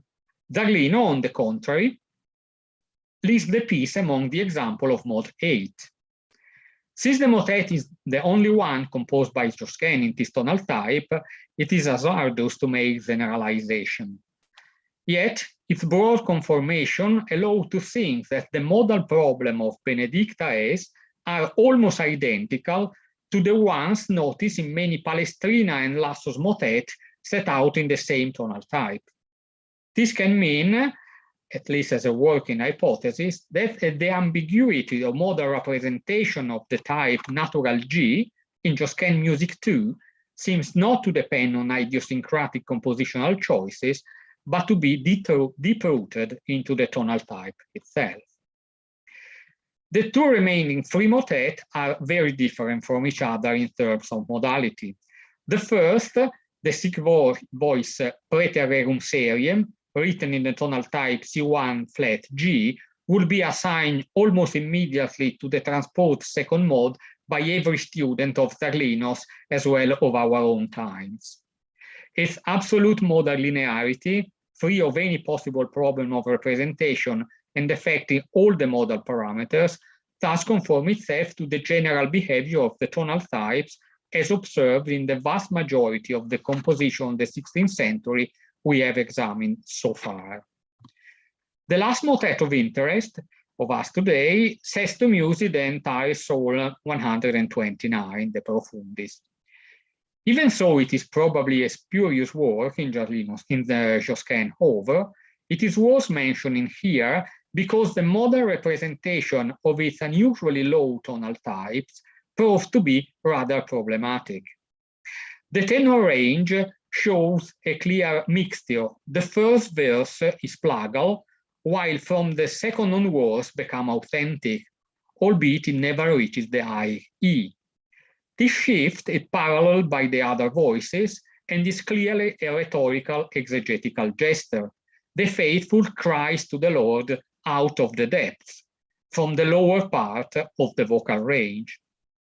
The initial soggetto in the superior and tenor register highlights both the Dorian species of fifth and the Phrygian semitone, linked by an ascending leap of 6, whose sorrowful nature is remembered as late as in Kepler armonice mundi, for example, while its imitation in altus and bassus runs the entire Dorian octave. The exordium episode, therefore, seems to outline an underlying ambivalence likely to find a unifying conclusion on an A rather than an E sonority, as Marco and I have noted a long time ago. The cadential plan reinforces the impression. The exordium ends with an A cadence preceded by a partial cadence on D. The first full cadence is on G, and other D and G cadences are interspersed with E, A, and C1. In doing so, the motet comes close to the modal canto of the more celebrated and surely authentic De Profundi for 5 voices. I would not go so far as repeating for Tir motet what John Milsom says about the tonal organization of that one. That is, that the ending on E seems arbitrary in respect to the body of the piece. But I cannot either agree with Siegfried Grissel's description of it as an archetypal example of hypophrygius regularis. The modality of the piece is indeed problematic in every respect. Zarlino plain reference, in my opinion, should therefore be read in its context. That is to say, as coming in a chapter where he seemed to be rather at pain in finding pure, or in our terminology, unproblematic 4th mode composition. On the contrary, Glarean perfectly grasped the oddities of the piece. Not only he detests the text, the initial and the subsequent commixtiones, but also state how cleverly is goes in frigium ex Dorio. I have spent some words dealing with this motet, regardless of its authorship, because the subtle inner ambiguity between Phrygian and Dorian elements pervades also the last and longer Josquin's composition referred to by Zarlino, the Mass on the Introit Gaudeamus Omnes in Domino. As it is well known, the Mass makes use of the first mode Cantus Firmus in a transposition by a 5th, a rather unusual one according to Alejandro Planchard. Such a transposition allows Zarlino and Glarean to classify the Mass as composed in the 9th mode. Indeed, in the Instituzioni, precisely this transposition is the smoking gun that proves that the mode is as ancient as the previous 8. As a proof of this, Zarlino quotes the chant antiphons Ave Maria, saying that its Aeolian nature comes out easily out of the Dorian cover once the transposition is removed. Playing against this interpretation, however, is the fact that Josquin avoids with all care every possible cadence on C and favors instead, beside the obvious A, and E, the degree D as cadential target. See, for example, the conclusion of the 3 Bicinia of the Benedictus section, which end on A, E, and D, respectively. Once again, therefore, as in many other 16th century compositions, the A mode on which the Mass is firmly centered is to be deemed not as an independent tonality, but as the most convenient and useful way to hold together and merge into unity Dorian and Phrygian tensions. This particular feature of the A mode is just alluded to in general terms by Zarlino. However, it is absolutely apparent along its entire length that the Mass is neither a pure Dorian nor a possible Aeolian composition. A few examples will suffice to illustrate the way in which Josquin combines Dorian and Phrygian traits within the framework Zarlino calls Aeolian. The first is the mensuration of the opening motif corresponding to the intonation formula of the first mode, with which the Fa supra La and the following stepwise semitonal inflection become structural elements. It adds a strong Phrygian flavor to the Doric intonation.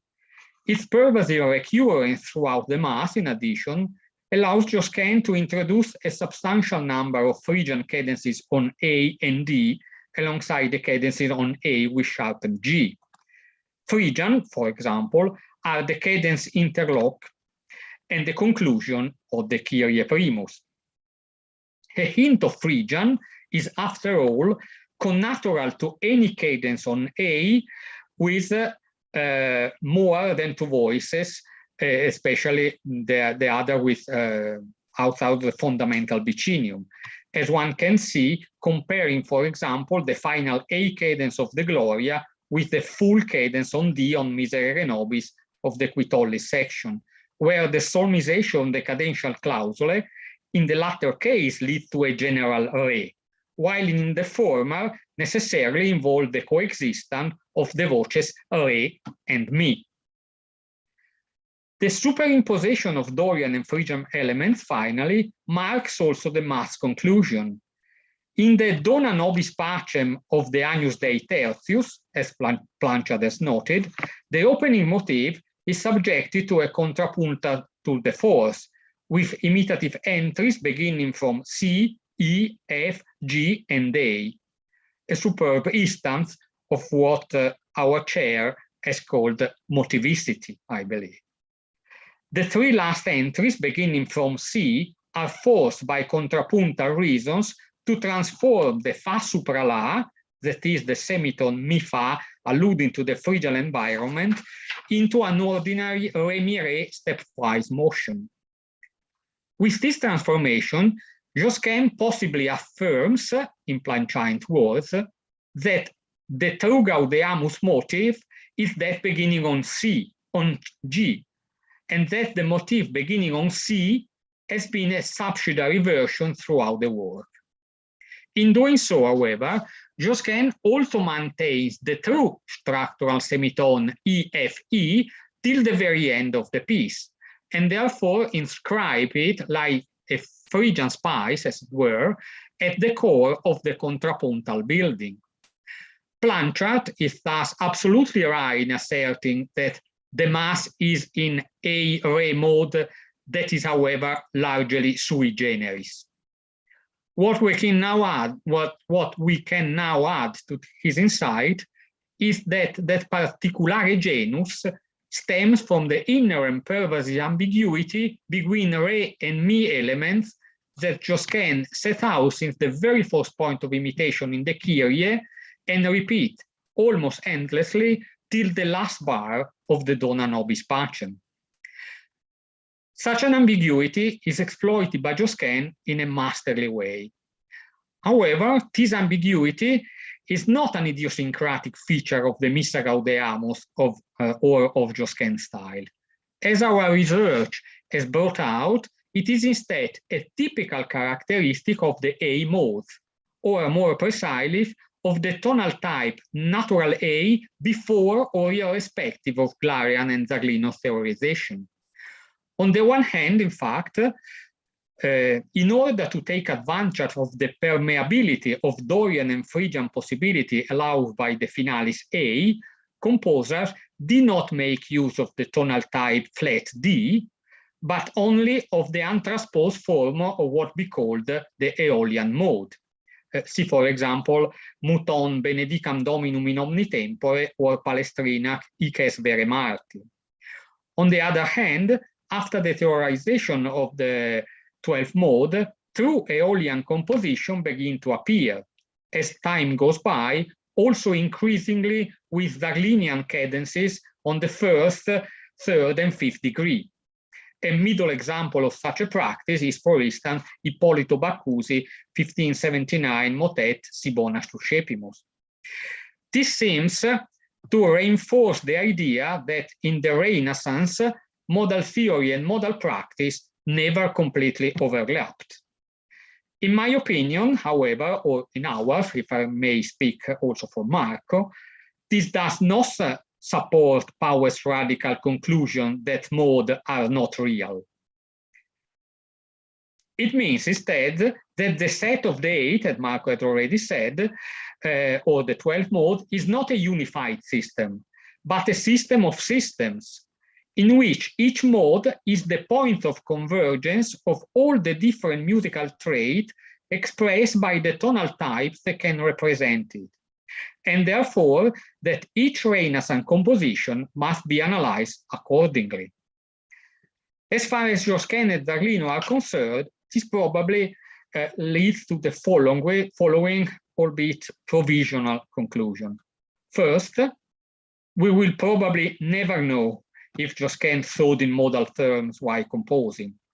Some recurring patterns on modal representation of the tonal time he used, as well as the purposefully driven audacities this displays, however, may imply it not entirely unlikely that he did. In any case, Cinquecento theorists did assume he did, and developed a modal theory based on a close reading of his music. As we already written, it was Josquin's tonal organizing usage that gave birth to Renaissance modal theory, and not the theory that preposterously reread Josquin music in terms of modality. Analyzing Josquin through the lens of the mode can therefore help to understand why later Renaissance modal theory is as it is. Third and final conclusion, it's not easy to explain why Zarlino shows this toast composition by Zarlino, and later, if indeed is the choice, he took into account all the modal parameters he describes, or favored one over another.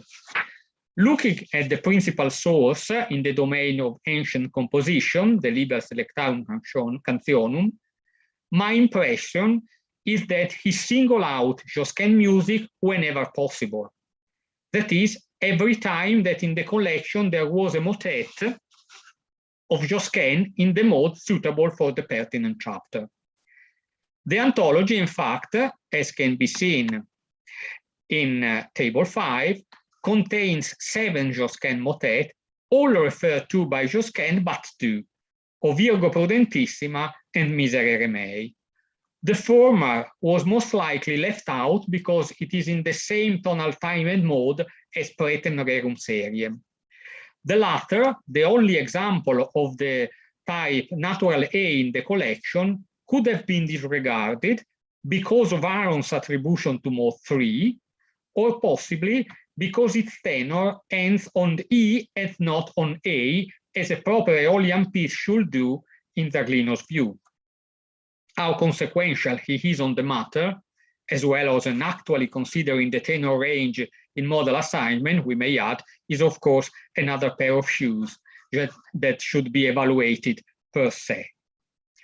If this interpretation is correct, in the Instituzioni there are no example by Josquin for modes 1, 3, 5, and 6 in the 12-mode system that is without flex signature, and for mode 10, simply because the Liber Selectarum Cantionum does not contain any Josquin motet in those modes, and Zarlino did not have access to other prints with Josquin apt motets.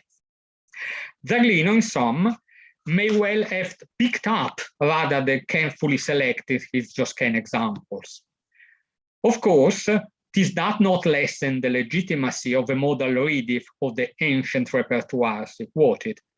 At the same time, however, this state of affairs suggests that also in order to profitably observe the nuances of Zarlino modal attribution procedure, it is probably safer to go for the music within which he had the maximum choice, that is, Viller's and his own.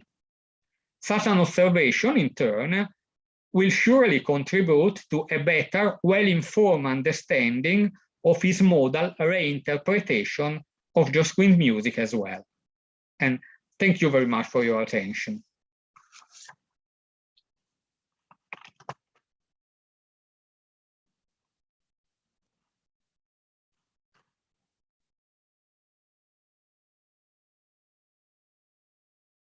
Joshua, we cannot hear you. Sorry, yes, I didn't mute. Many apologies. Okay, let's see. I saw my screen is now changing, so I'm seeing different people. Jesse, did you have your hand up, or was this for another time? I think No, Marco it was, Mangani. yeah. Go ahead, Mark.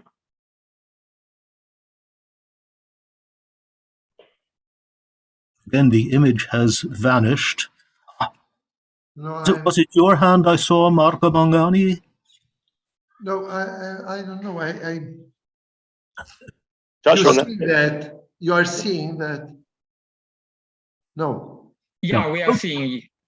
Yeah, well, we can see you now. No, me. Yes, but no. What's the problem with the handout? No, it had seemed that there was a hand up for a question. No. From you. Sorry. No. Oh, sorry. Joshua, since you saw me, I did a clap. No, I didn't. No. Okay.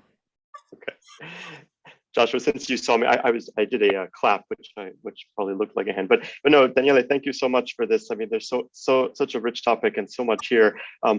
If I could really just one quick, it's more an observation than a question. I'm just struck by Zarlino's engagement with, of all pieces, the Misa Gaudeamus, which, as you say, is sort of an exercise in ambiguity on Josquin's part, and just thinking about it briefly in the context of Josquin's other engagement with that problem, it seems like it comes out of the Misa la sol fa re mi, and that even in some of the later pieces going as far as Pange Lingua, you see Josquin playing over and over again with this problem of A and E.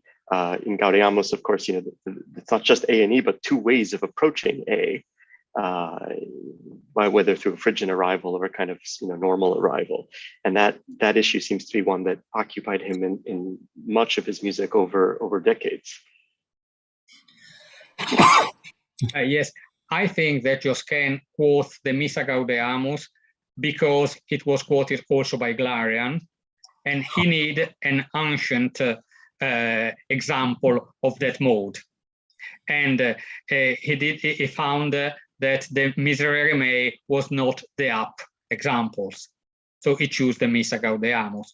But and it possibly because it has a transposition of the Cantus Firmus with the real proof Zarlino used in the Istituzioni to show that the Aeolian mode has always been in use, has always been in use, always covered by the transposition down.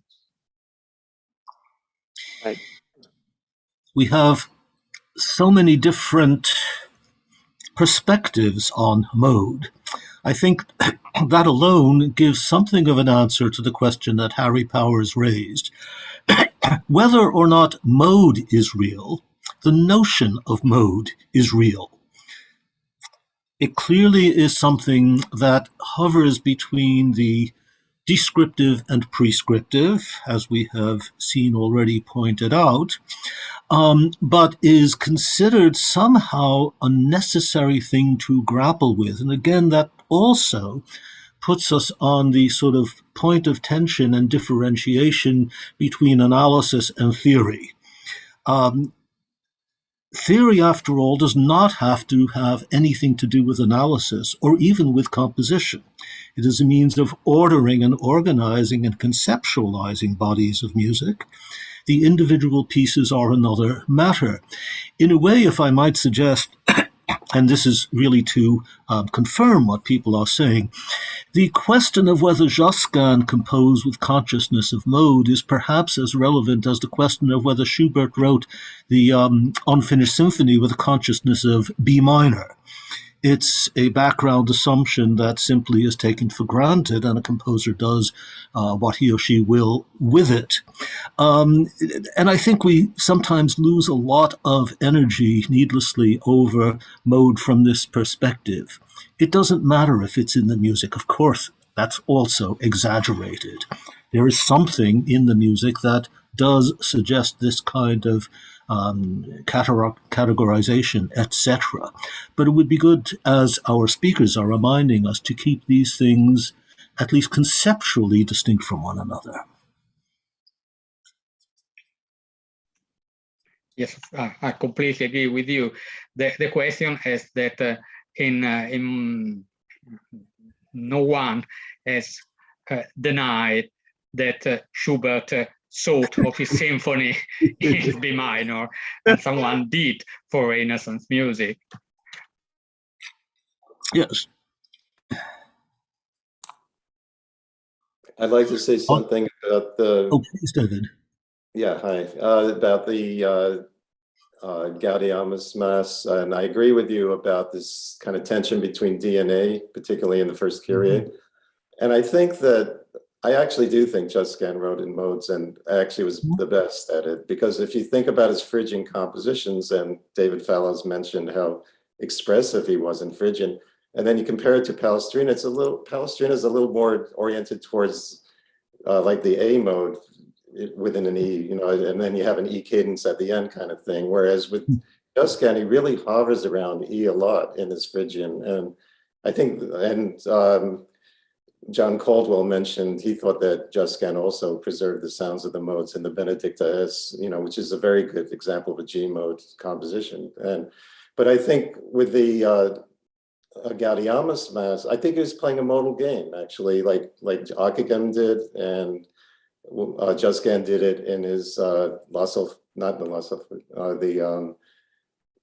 L'Armée Supervoces Musicalis. Again, he's playing a game with the modes. You know, they love playing technical games. And I think what he did is he took it into the affinity position to A, from D to A, and then the bosses keeps doing the original pitch level on D. So I think it's almost like a musical joke, like here's the original version, and then here's the transposed version stuck together. So I think it was very clever on his part. And that's why you end up with that Phrygian cadence at the end, because I don't think if in the original position in D, he would have put an E flat in the bass and ended up with a Phrygian cadence.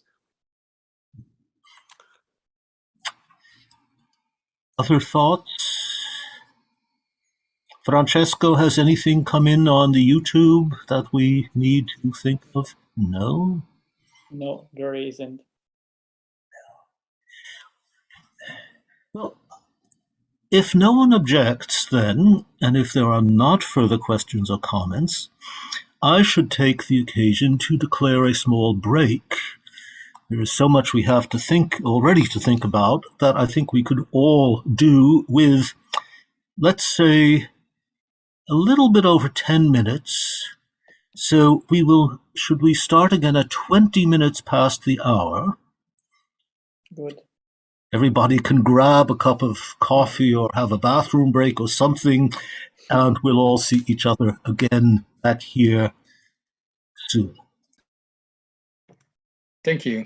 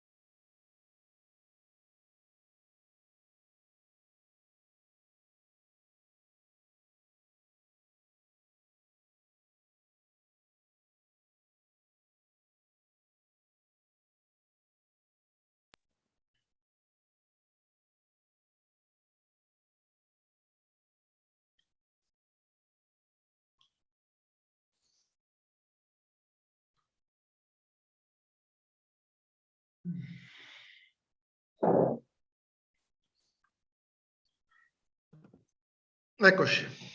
Here we are.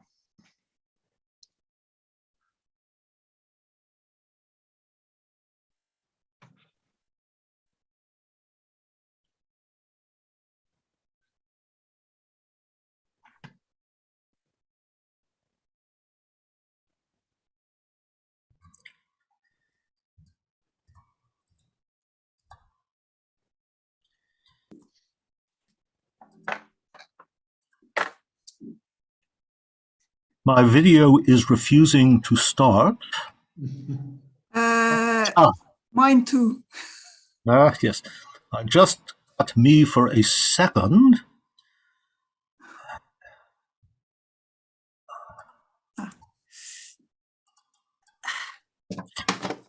There it is. Okay.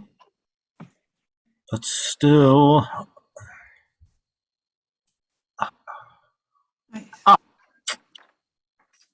Next. So, everybody, I hope, is refreshed and ready to go again. Our next speaker is on Emmanuel Sulemans, or Sulemans, which one? It's actually it's a Flemish name, so it's Keulemans. Sulemans. Okay. Holds a doctorate in musicology from the Université Catholique de Louvain. She has been teaching at the same university since 2001. She is also curator of European stringed instruments at the Museum of Musical Instruments in Brussels. Her research focuses on musical theory and analysis between 1450 and 1650 on organology and music iconography. And her topic today is the clausula formalis in Josquin's motets for 4 and 5 voices. I'll try to share my screen. Mm-hmm.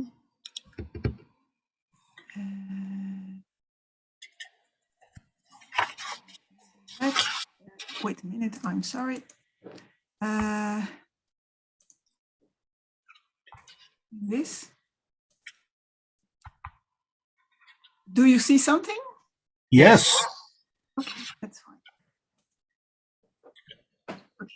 Well, thank you very much. I would, to begin with, like to thank Daniele Sabbaino for his invitation to participate in this meeting, and Francesco Saggio for the practical organization, which I appreciate very much. In the context of this conference, I'll focus on an aspect of Josquin's polyphonic microstructure, namely the treatment of a pattern that since the 20th century has often been labeled clausula formalis. The corpus on which I've worked consists of Josquin's motets for 4 and 5 voices, and on the basis of the work list that Jesse Rodin shared with us, for which I thank him, I focused on the motets concerned in the core group and the works which merit provisional acceptance. The clausula formalis, as I understand it, is characterized by the succession of an imperfect and a perfect consonance preceded by a dissonant suspension. And by convention, I'll call the tenor's final note reference tone, which I'll circle in red in my analysis. But why devote a lecture to this progression when the Josquin project at Stanford University allows for well-functioning computer analysis? My answer will be twofold. On the one hand, if a computer is capable of working for us, it won't reflect on the historical significance of the phenomena it identifies. And on the other hand, even if in most cases the technical analysis of the clausula formalis doesn't pose much of a problem, sometimes it happens that the Josquin project and I don't agree. This is often a matter of definition, and the contradictions are partly due to the fact that the identifications at Stanford are done in an automated way. But having practiced computer-assisted analysis myself, I've noticed that disagreements between human and machine can be challenges that force us to clarify our ideas. Let me give you one example.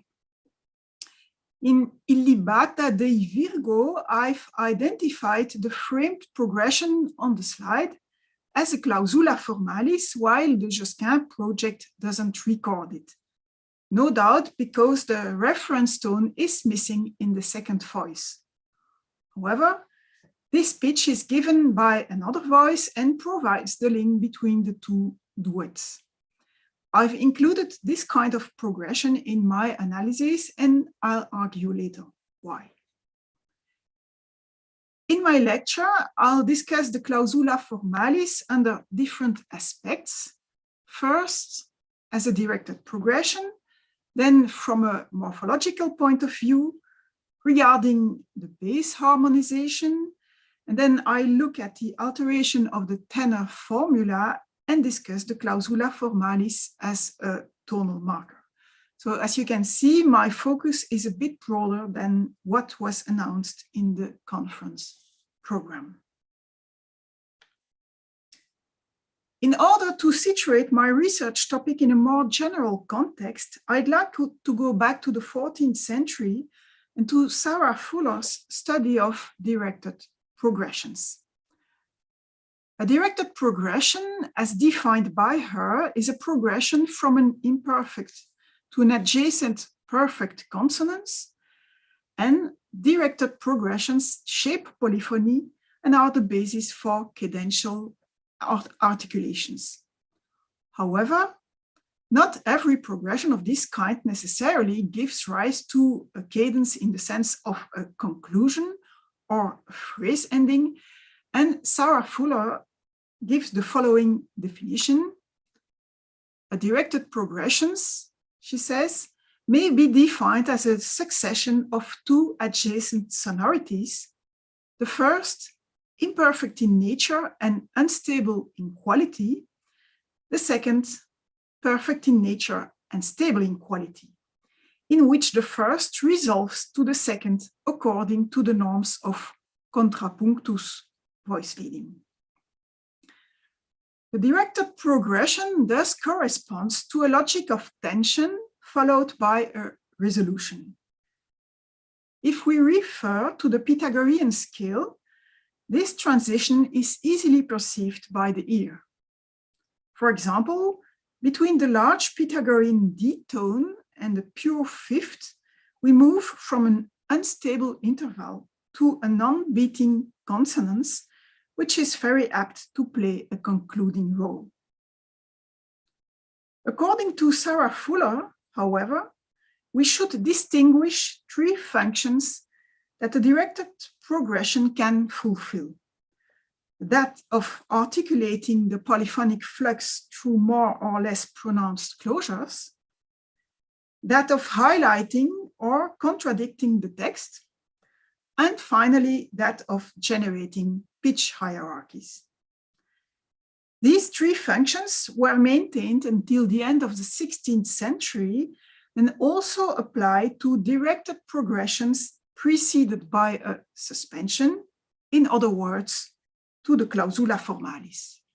And it's because of this triple function, and especially the last one, that at the beginning of my research, I decided to include all forms of clausula formalis in my research, and not only those that correspond to an explicit caesura. Regarding its morphology, the clausula formalis crystallizes around 1400, for example, in this madrigal by Cicogna. And in the 15th century, the syncopated dissonance affects three possible directed progressions, the sixth opening on an octave, for example here, but also the third closing in a unison, and the third opening on a fifth. And this is still the case with Josquin. I'll briefly review different possibilities. In total, I analyzed 836 progressions, and the first one is the sixth octave progression, which is ubiquitous. The version with lower leading tone represents 66 to 70% of the observed progressions. And in this category, I include all cases that might receive such a leading tone, as opposed to the cases that necessarily have an upper leading tone. For example, here. And this situation represents 7 to 10% of the corpus. The percentages I show can be understood as stylistic tendencies that are relevant for Josquin and his time, but more extensive analyses are needed to determine what is specific to Josquin and what is common to his time, of course. By inversion of the sixth octave progression, we get the third unison progression, which represents 16% of the corpus with a lower leading tone and only 2% with an upper leading tone. The old third-fifth progression still appears, even in late Condé works, as you can see here, but normally it's accompanied by a sixth octave progression. The use of the double leading tone is often uncertain. Nevertheless, here is an unmistakable example of double leading tone in a work from the Milanese period. The upper leading tone is also possible, for example here, but examples are scarce. And I draw your attention to the fact that some third-fifth progressions are combined with a sixth octave progression without suspension. For example, here, the middle voice sings B-flat C without suspension above a third-fifth progression with suspension. Actually, bare third-fifth progressions are exceptional. I found 5 cases in total, most of them quite questionable, so I won't show them here. The directed progression can further be accompanied by a bass voice with a melodic formula that prefigures the authentic cadence of the 18th century. I've encountered this harmonization 136 times. It occurs most often with a descending fifth, less often with a fourth leap. The octave leap cadence inherited from earlier times is attested in 11 cases. And this is the latest example. A less conclusive bass harmonization, which announces the deceptive cadence, is much more common since it is present in 80% of all the progressions analyzed, which I must say was somewhat of a surprise to me. I'd now like to turn to a type of clausula formalis, which I think deserves a minute's reflection. In the example of this slide, we observe an alteration of the tenor formula, or what Bernhard Meyer called, after Johann Walter, the clausula tenorisans. The tenor rises to the third of the reference tone instead of singing the reference tone itself. This pattern is obviously not specific to Josquin, and it occurs in directed progressions with suspension, but also without suspension. Historically, it's concomitant with the introduction of the third in the final harmony of certain works, even when the directed progression is regular. For example, here, there's a directed progression between the lowest voices, and the F sharp, the third, is given by the upper voice. In the 20th century, these developments gave rise to speculations about the emergence of a triadic conception of counterpoint. For example, in 1979, Benito Rivera commented on a cadential progression presented by Johannes Cochleus, in which the tenor and discantus progress in parallel thirds. And he stated, one can now speak of a quasi-embryonic theory of triadic progression. In answer to Benito Rivera, in his 2015 PhD, Caleb Mudge, however, felt the need to remind us that favoring a sonority that includes a third and a fifth above the lowest note is not at all the same thing as conceptualizing that sonority as a pre-existing structural unit with an identity of its own. This dialogue between two researchers 46 years apart shows that the status of the cadential third is still of concern today. And indeed, it's a paradigm shift. When the clausula tenorisans rises to the third of the reference tone, the composer not only abandons the principle of contrary motion proper to the directed progression, but also gives up the referential role of the tenor, or at least of the melodic formula associated with that voice, even if this formula is sung by another voice. This seems to me to be related to two phenomena. First, the bare third-fifth clausula more or less disappears, as we've seen, since in this progression, the upper voice doesn't give the reference tone, whereas in the sixth octave and third unison progression, the reference tone is sung by both voices. And second, the bass harmonization can include the reference tone too. This is what happens in the example I showed a few moments ago. Here it is again, which is among the earliest in my corpus. It's taken from a four-voice motet, but the same pattern can also be found in five-voice motets, without a higher number of voices really seeming to play in its favor. On the other hand, I haven't found any example at the end of a motet or work section. Now, even if this example is not a chord sequence in the same way as common practice, tonal harmony would understand it, it seems to me that we must nevertheless consider the origin of the change that it betrays. On this subject, I would like to submit to you a reflection which, as far as I can see, seems to be too rarely integrated in the literature devoted to polyphony. And it's the fact that the increasing inclusion of the third in cadences and the alteration of the clausula tenorisans is coeval with the emergence of mean-tone temperament, in which the major thirds are pure, while the fifths are tempered.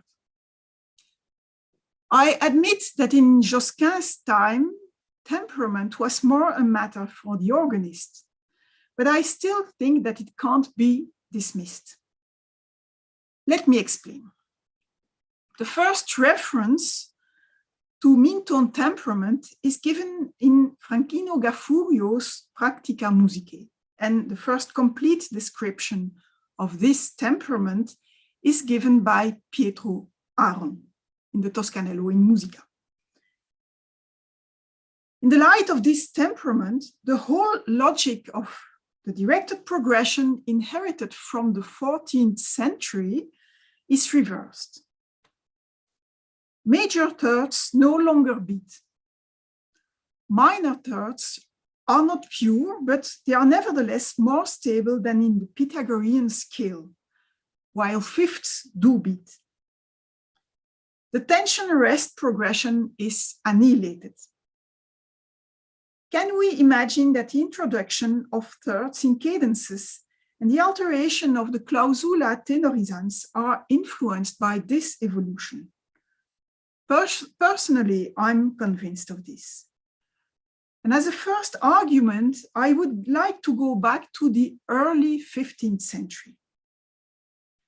At that time, some composers already used a selection of major thirds in accented rest position, both in vocal and instrumental music, for example, here.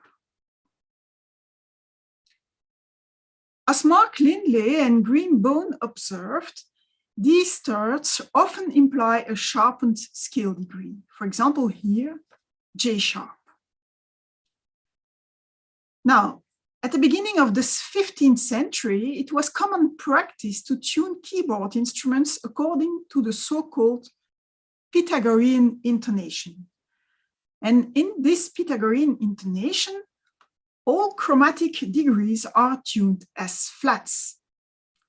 By an enharmony, we then obtain 4 almost pure major thirds, which correspond to those that are often found in a conclusive position, not only in instrumental music, but also in vocal music. And I show here an example by Guillaume Dufay. Now, according to Mark Lindley, such polyphonic constructions might be influenced by organ tuning. And I quite agree with him. This Dufay example is obviously older than the emergence of mean-tone temperament. But if Josquin and his contemporaries were influenced in their contrapuntal writing by some kind of organ temperament, actually mean-tone temperament, it might not be a novelty in history. I'm now coming back to the Vultum clausula. We could argue that the constraints of keyboard instruments have nothing in common with the flexibility of the voice. The idea that singers suddenly started singing in mean-tone temperament seems absurd, but that's not my argument, actually. The issue at stake is not the concrete intonation of this or that pitch, but the conceptual framework in which the music is composed. And I would compare this to what happens in more recent times. When Bach wrote his third partita in E major and modulated to B major, it's because the conceptual framework of irregular temperament allows for 5 sharps.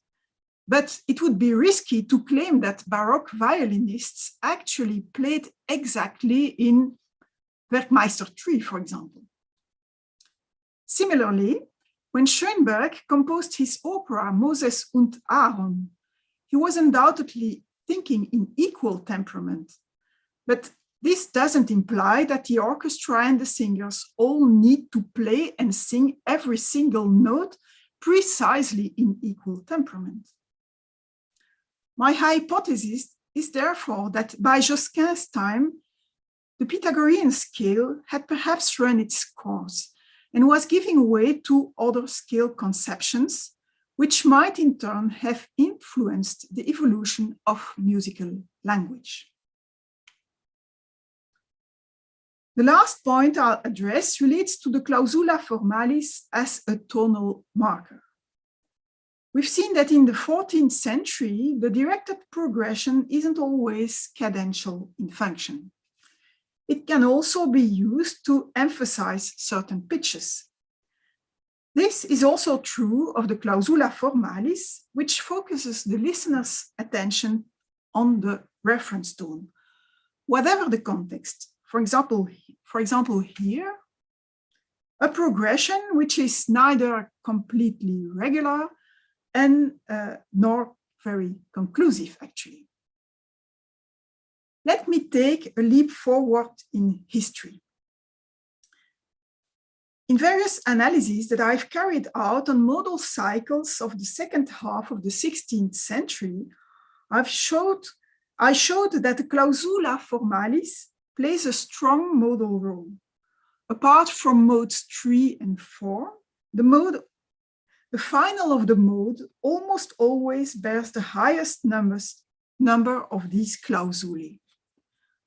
One suspects that in Josquin's work, this is not exactly the case, but I wanted to check what it was really like. And actually, the situation is very variable. Sometimes the final is completely underrepresented compared to other pitches. each motet would of course deserve a proper analysis, especially since the study of the clausula formalis as a tonal marker only makes sense if it's confronted with the various other parameters that can play a role in the tonal structure of a work. Nevertheless, a concrete example will serve as a conclusion to my presentation, or maybe as a starting point for a discussion. Memor esto verbi tui is a psalm setting in two parts. The first ending on E and the second on A. The distribution of the clausulae among the scale degrees is as follows: 16 on D, 6 on A, 6 on F, 4 on E, and 2 on C. Crystal Collins-Judd has shown that this motet has many criteria of a mode 1 work, and the high number of clausulae on D confirms her analysis. Because of the endings on E and A, she suggests distinguishing between final and termination. And she says, by termination, I mean, as did 16th century theorists like Aaron, whom Marco Mangani already quoted this evening, simply the place where a piece ends, which may or may not be the focus on tonal activity. Theoretically, the note on which a melody should end. This is a clever explanation. She doesn't say where the counterpoint should end, but where a melody should end, which amounts to understanding modes as melodic, not contrapuntal phenomena or polyphonic phenomena, which is apt for Josquin's time. In the second half of the 16th century, I've repeatedly argued that, contrary to Harold Powers, once again, well-known claim, it's legitimate to interpret modes, and I mean here polyphonic modes, as a priori features of polyphonic composition, when, among other things, composers coming from different backgrounds respect similar cadential hierarchies, which also correspond to those found in treatises. And when composers use modal irregularities for word painting purposes, as these irregularities only make sense if the composer and his listeners share a common vision of modal constraints, as Daniele Sabaino mentioned earlier. As far as Josquin is concerned, and I'm coming back to Harold Powers, I think maybe Harold Powers is somewhat more convincing. For Josquin, polyphonic modes, as opposed to plain chant modes, do not appear to me as an a priori feature of composition. And I think the same observation is still valid for some much later composers. It therefore is important to insist on 2 points. At no time in the 16th century did the polyphonic modes constitute a universal system, as Harold Powers has said, but I would insist on the fact that a universal system is not the same as an a priori system. And as a result, polyphonic modes are more a question of style than of system. Nevertheless, there is still a long way to go in order to understand how different composers, different traditions behave with respect to this parameter. And I thank you for listening. And we thank you very much for that. Before continuing, a small organizational point. I was doing calculations of timings very, very quickly as things were going on. And in calculating for the break, I seem to have made something of a small mistake, which means that unless there is a terrific problem that our local organizers can tell us about, we would have to go a bit past the specified ending time, because otherwise Peter Schubert will not be able to present all of his material. And I certainly want to try to reassure him as soon as possible that at least I, and I think all of us, will do everything we can to enable him to present his material and to have some discussion on it. Joshua, we were Swiss in beginning, and we can do Italian in ending. So wonderful. Thank you so much for that. I'm very grateful. So there must be lots of thoughts and contributions on this very fascinating paper. Wait a minute, I saw a hand up. No? Peter, since we were just speaking about you, why don't you be the first to make a contribution here? Okay, thanks. Well, I enjoyed your paper very much, and I enjoyed your reflections on mean tone temperament. I don't disagree with that at all. I think that things are in the air, and we don't have to worry about organists versus singers too much. But and I think we all feel your pain when it comes to defining what a cadence is. I think we've all been through this. And I just wanted to observe that maybe your definition of a cadence might depend on what it is you're looking for when you're analyzing the piece. Instead of going through with the computer, we do this at McGill, we have a lot of computer-assisted analysis, but at some point you have to decide, well, why am I doing this? Why am I looking for the cadence this way, this type of cadence? Like the first cadence you showed, where the tenorizans was truncated by a rest. So I would say, no, sorry. Zarlino says if you substitute the goal note with a rest, it's evaded. And so I would disagree with you about that one. But then really, it all depends what you're going to do with it. Like, what are you looking for? What point can you possibly make?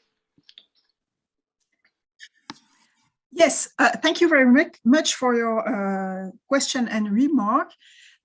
Actually, maybe I was not clear enough, but the first example that I've shown, where the reference tone of the tenor isn't sung, I wouldn't say it's a cadence. I said it's a directed progression, which is not quite the same thing.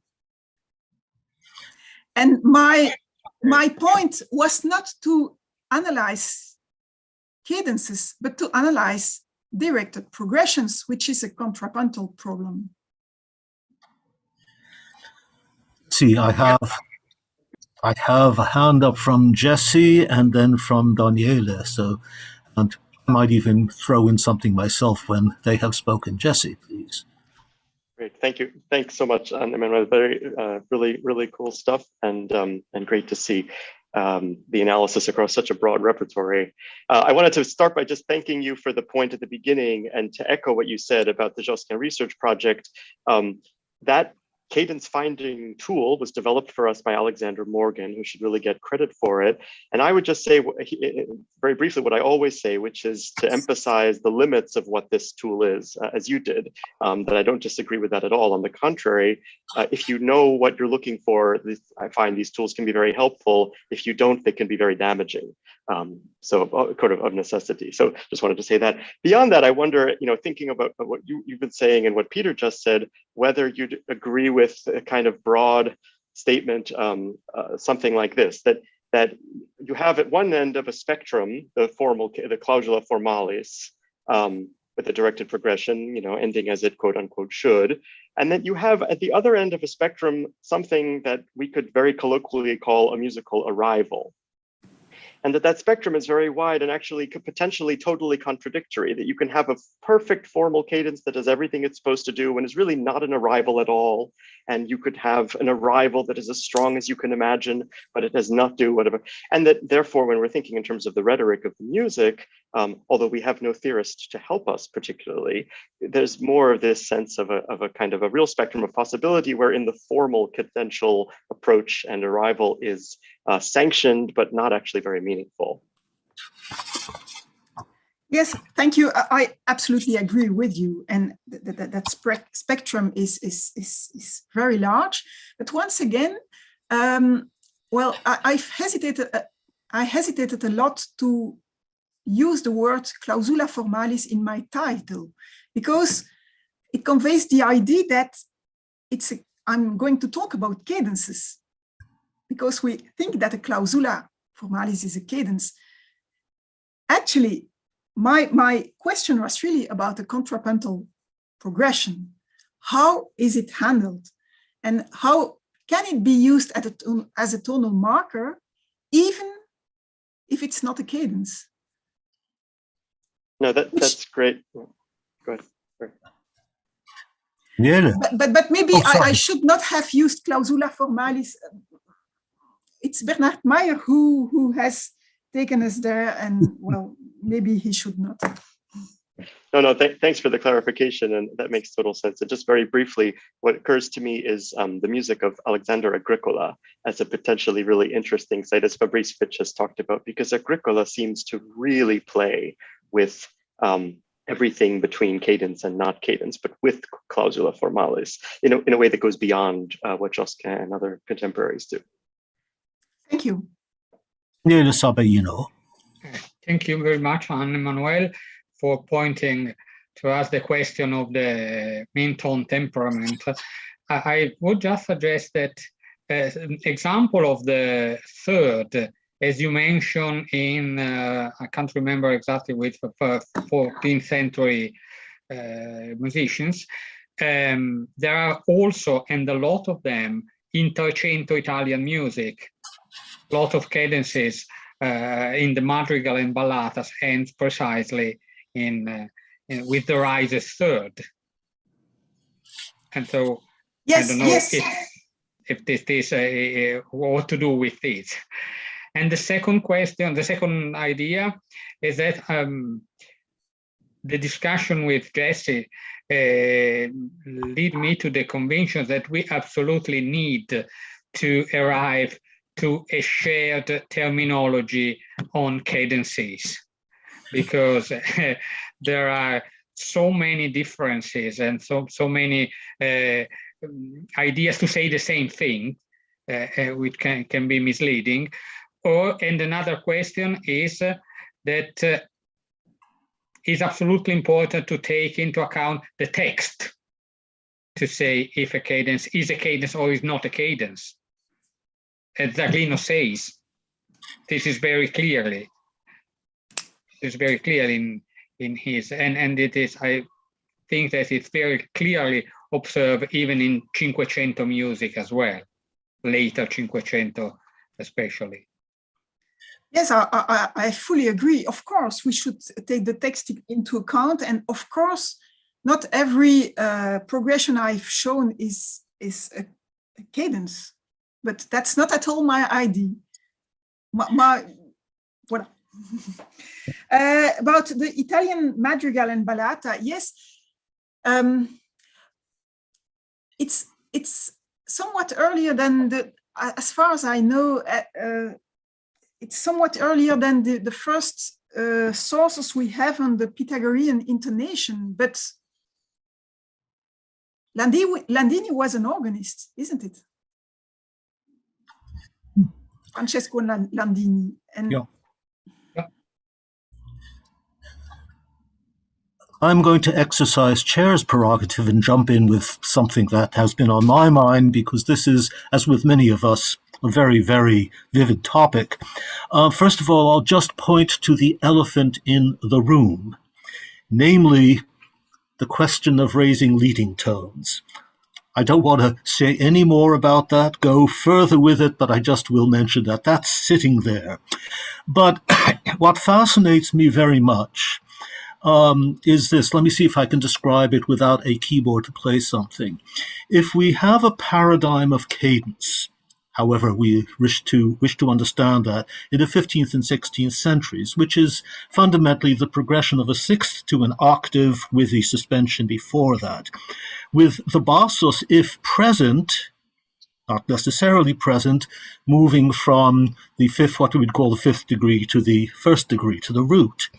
Now, by around 1600, as continuo, monody, etc., shows us, the conception of the cadence has in fact changed, and it is now the leading tone in an upper voice with the bass progression from a fifth to the tonic or local tonic or whatever. I've never been able to track exactly how this occurs, and particularly if there's any theoretical testimony to this, but this is not really my area of competence. But I wonder if you could address that, Manuel, or anybody else here, if that seemed, because in fact, when you have these endings where, let's say, one voice moves to the third rather than the tonic, again, forgive the anachronistic terminology, that already seems to be suggesting that there is a conception of sonority of the cadence that's no longer dependent on the strict contrapuntal rules. Yes, that's true.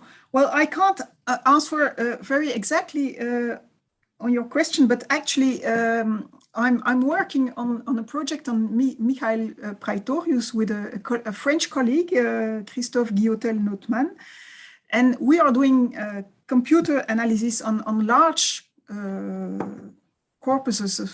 He was a very important composer, actually. We know him from his treatises, but actually he composed a lot, and we are trying to understand how this music is still polyphonic, but already harmonic and somehow functional. And what we find, it's quite fascinating. What we find is that many progressions that will be characteristic for the 18th century, the rule of the octave, are already present in Praetorius. And even in dances like terpsichore are just polyphonic dances for violins. You wouldn't suspect that, but well, it doesn't answer exactly your question, because you were talking of the leading tone going to the final or to the tonic. Yes. Right. But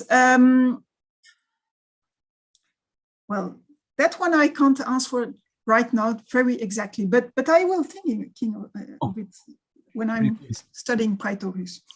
Daniele and Marco Mangani, did you have your hand up? Did I see you, or? Just to the question Yes. of the I have. Thank you. of the leading tone and bass. We analyzed some years ago Monteverdi Vespers, which is quite late, but not so late. Right. And the only places where the basso seguente was not seguente was when one of the voices had a tenoisance clausula in the lower part, and then the instrumental bass provide the bassizance. Interesting. Thank you so much, Marco.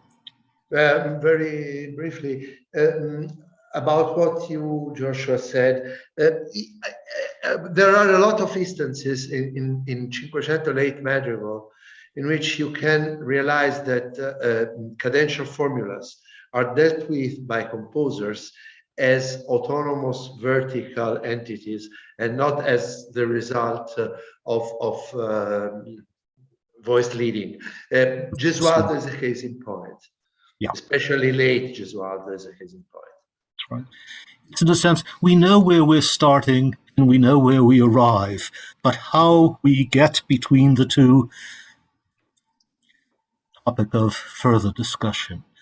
Other contributions, questions? There are some questions from YouTube. I wrote on chat, if Suleiman can read on chat. Should I go to the chat? Yes, you can find the questions. Wait a minute, because then... at the bottom of your screen. Chat. Francesco, you can possibly read. Yes. Allora. That would be better. I don't see it. No, Francesco, can you read the question? First one. Thank you for your paper. One question that arises from me about mean-tone temperament is the kitchen and egg one of causality.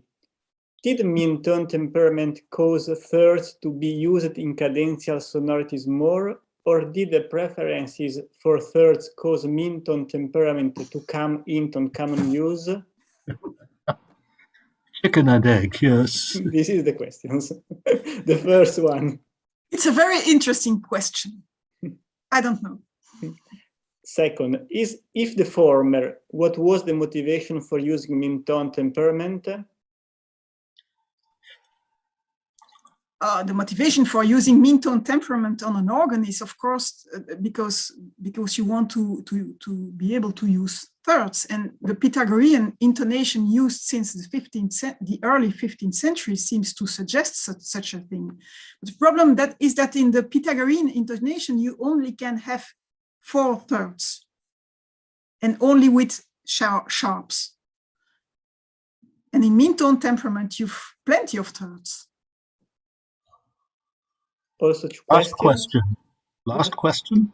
From William Kaplan, just wanted to say that it's important to distinguish cadential context versus cadential function as a rival. It's an affirmation more than a question. Cadential context? Cadential content versus cadential function as a rival. Well, yes, of course, that's a question that William Kaplan would pose. But I would like to insist on the fact, once again, that I'm not talking of cadences. I'm talking of directed progressions which are contrapuntal progressions, and which sometimes happen to have a cadential function. I have the unhappy job of ending the discussion here. It seems to me as if perhaps in the future there will have to be a conference on cadence or directed progressions and closings, because that is an endless topic. But I have the happy job of introducing Peter Schubert. I will read you quickly what it says about him. He studied with Nadia Boulanger and received his degrees from Columbia University. He has published 2 textbooks on counterpoint and articles on Renaissance music and music pedagogy. In 2019, he received the Gail Boyd de Straczynski Prize for Lifetime Achievement in Music Theory Teaching and Scholarship. He conducts the Orpheus Singers of Montreal and has recorded 6 CDs with Viva Voce, a professional vocal ensemble he founded in 1998. He has posted several videos to YouTube, 3 on contrapuntal thinking and 14 on Renaissance improvisation. In 2015, the 4. Leipziger Improvisationsfestival said, Peter Schubert gilt als großer Improvisationsguru Nordamerikas. He is considered the great improvisation guru of North America. And his talk will be on Comporre di Fantasia, Josquin's progressively linked soggetti. And if you will unmute and talk to us, we are eager to hear.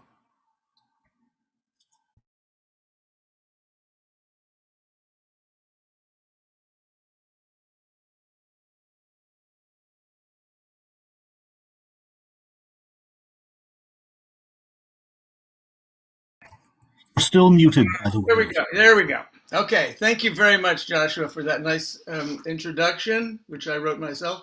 And I want to thank the organizers for this very interesting conference. I have to say, it's nice to have a conference of like-minded people who can really talk to each other and share a lot of language. So I've been working for a long time on finding patterns of melodic repetition in Renaissance polyphony. These patterns of repetition are like precise, narrow subspecies of what Joshua Rifkin has called motivicity. In my 2007 study of Palestrina, for instance, I identified some ways of presenting melodies in combinations called modules after Jesse Ann Owens.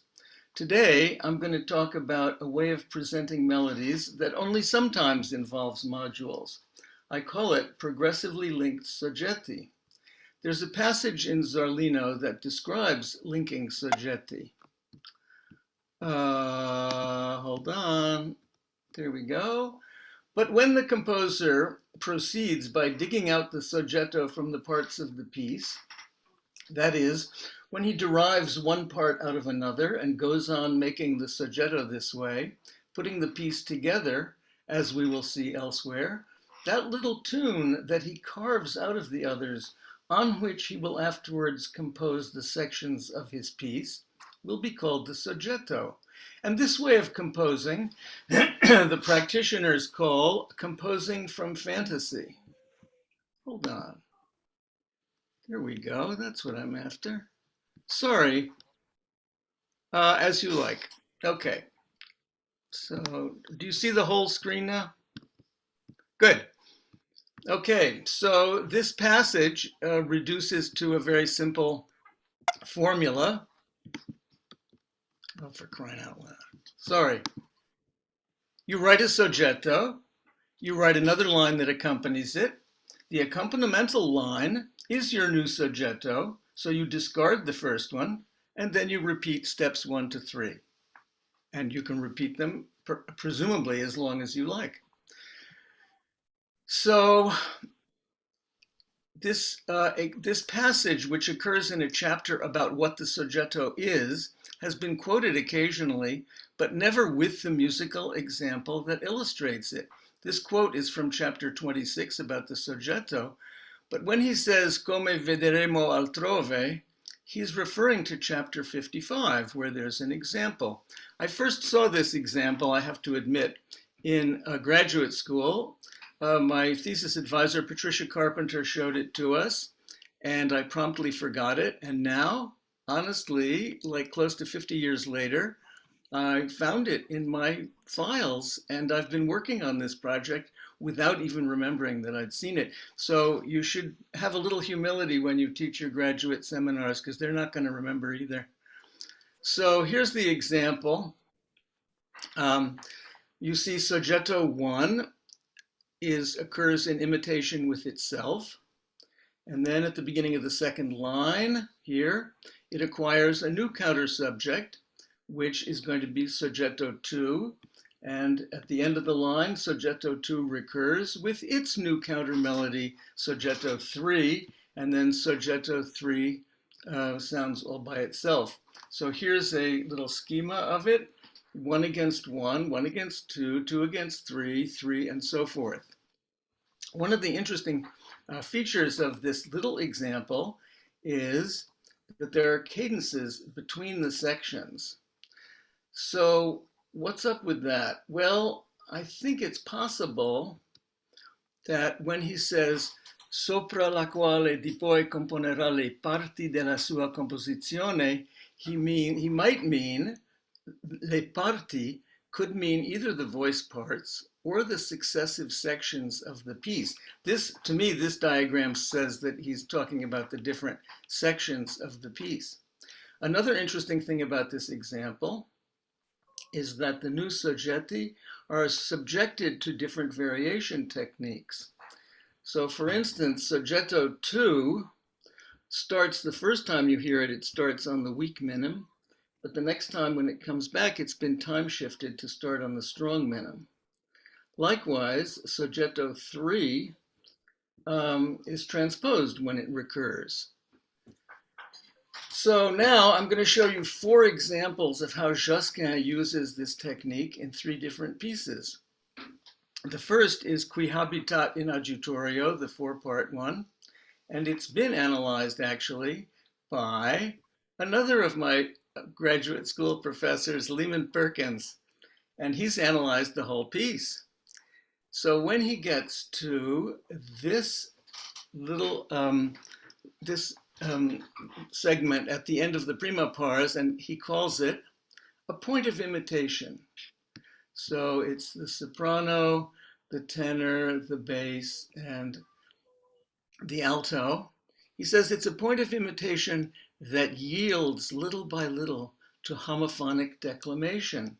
So you can see here, considerabis is sung by 3 of the voices together, and now at the end of the line and turning the page, considerabis is in fact in homorhythmic declamation. So I completely agree with Lehmann's characterization of this as a point of imitation that yields little by little to homorhythmic declamation. But what does that mean? That's the effect of the thing is, oh, I hear it kind of yielding, but yielding is a metaphor. Notes don't yield. What does the composer do to make this effect of yielding? And the answer is progressively linked soggetti. So here I've labeled the soggetti again, as in the Zarlino. Each soggetto is very short. It only sets maybe 1 or 2 words. But you can see that you have soggetto 1 against 1. And then you have 2. This is awkward. This is actually really complicated. But 2 against 2 against 1. Then 1 against 2 against 3. Then, sure enough, soggetto 3 is jettisoned and replaced by 4. So now you have 2 against 3 against 4, and you have 3 in parallel in the superiors. And then finally, everybody together says considerabis on only 2 soggetti, 3 in the bassus, 4 in the tenor, 4 parallel in the altus, and 3 parallel in the superiors. And there it goes. And then what's nice is that the texture continues, but there's new melodic material, or sort of new melodic material. So I'm going to show you now another example from the same motet. So this is near the beginning. This is the second half of the first verse and the beginning of the second. I was first shown this example by a grad student at McGill, Julia Doctor, who wrote about it in her MA thesis in 2002. And she noticed that soggetto 1 sounds against soggetto 2. So this is what I would call a non-imitative module, because it repeats, the same combination repeats, 1 against 2 there. And then 1 is followed by 2 in the tenor, and 2 acquires a new counter subject. And that new counter subject appears in the alto, accompanied by yet another counter subject, soggetto 4, and 3 and 4 pretty well dominate all the way to the end. And there's some nice things about this example. In some ways it resembles the one Lehmann talked about. For one thing, you can see there's a progression of 4 duos and then a trio and then a quartet, which makes a kind of texture crescendo. And another thing that's important is that the soggetto 3, which was Dice Domino, is changed rhythmically so that the bass can say all the words of susceptor meus est2 with the other voice. Susceptor meus est2. So I think it's important, these little rhythmic alterations to accommodate the text are a little sleight of hand that Josquin can do. So if we look at the text of it, what's interesting about it is that the words that are involved in the linked section are the last word of the first verse and this whole beginning, the whole first half verse of the second. And it's true that there are cadences that accompany comorabitur. I'd like to talk more about cadences, but I don't have time. But then these cadences sort of deteriorate, and when Dicet Domino comes in, and then there's the homorhythm, and then there's a big break where we have long notes and a change of texture. I'll just show you that real quick. So you can see here at the end of the page that that there's really a big break, and it doesn't come at the end of a psalm verse. And so I wonder if this would be something that what Lehman Perkins would call an autonomously musical function. So what would be the autonomously musical function? I think it might be that it's a little too early in the piece to grind everything to a halt. And so that's why this is linked. It really doesn't have much to do with the text. On the contrary, it contradicts the text. My next example is from the great Missa de Beata Vergine. And this is from the Gloria. It's from the Quitolis section of the Gloria. And at the top of the page, we have Soggetto 1, which probably sets Sushi Pay, although I'm really happy that the Josquin Research Project scores don't show the text, because I would have had it taken out, because really what I'm interested in, as you'll see, is the notes. So there's Soggetto 1 against itself, a la Zarlino, and John Milsom would say, look, it's a stretto fuga, which it is, and I would say it's periodic entries with invertible counterpoint at the 12th. But there's one against itself, and then Soggetto 2 comes. And 2 overlaps in a variety of different ways. Again, it's very complicated against Soggetto 1. And then 2 comes back, and sure enough, it gets its own new counter subject, 3. And then Soggetto 3, we hear several times, and now we hear it with a little cadential cantizans figure. What do you think? Do you think a cantizans figure is a soggetto? Is that possible? Because it's so conventionalized. What are we going to do? So that cadence figure, by the way, actually occurs at the end of the first line there, where it sounds against 2 and 3. So it's been introduced with 3 before, which it makes a nice progression with. And now Soggetto 3 gets its own counter melody, which is Soggetto 4.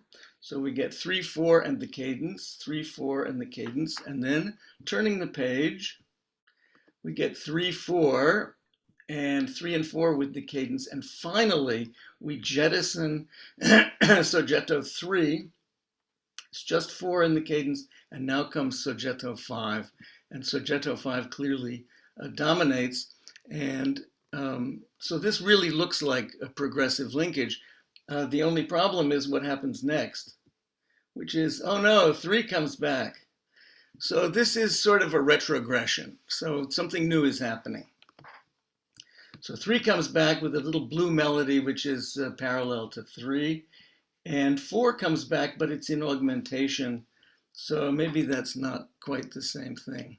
What's really great about this moment is it's the opposite of the examples in Qui Habitat that I showed you.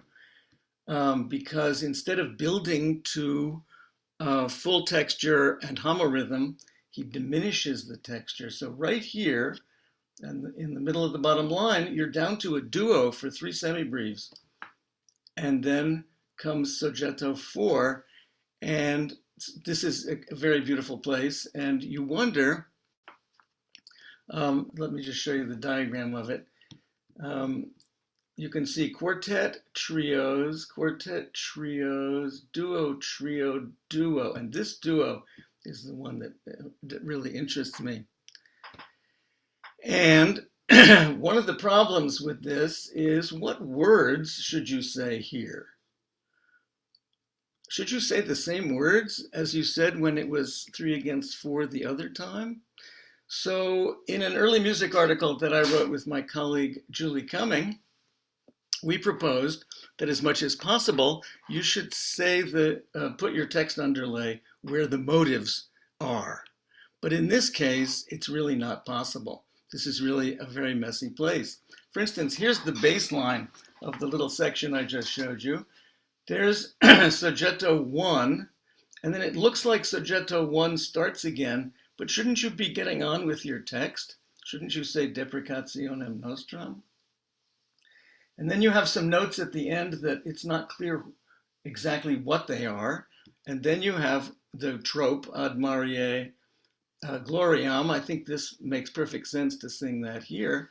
But that means that this line, la, sol, fa, mi, re, that probably should be Soggetto 3. But you can't sing ad Mariae there because you're busy singing something else. So I think you have to, when you're doing this kind of analysis, you have to be careful not to go overboard with your text music units.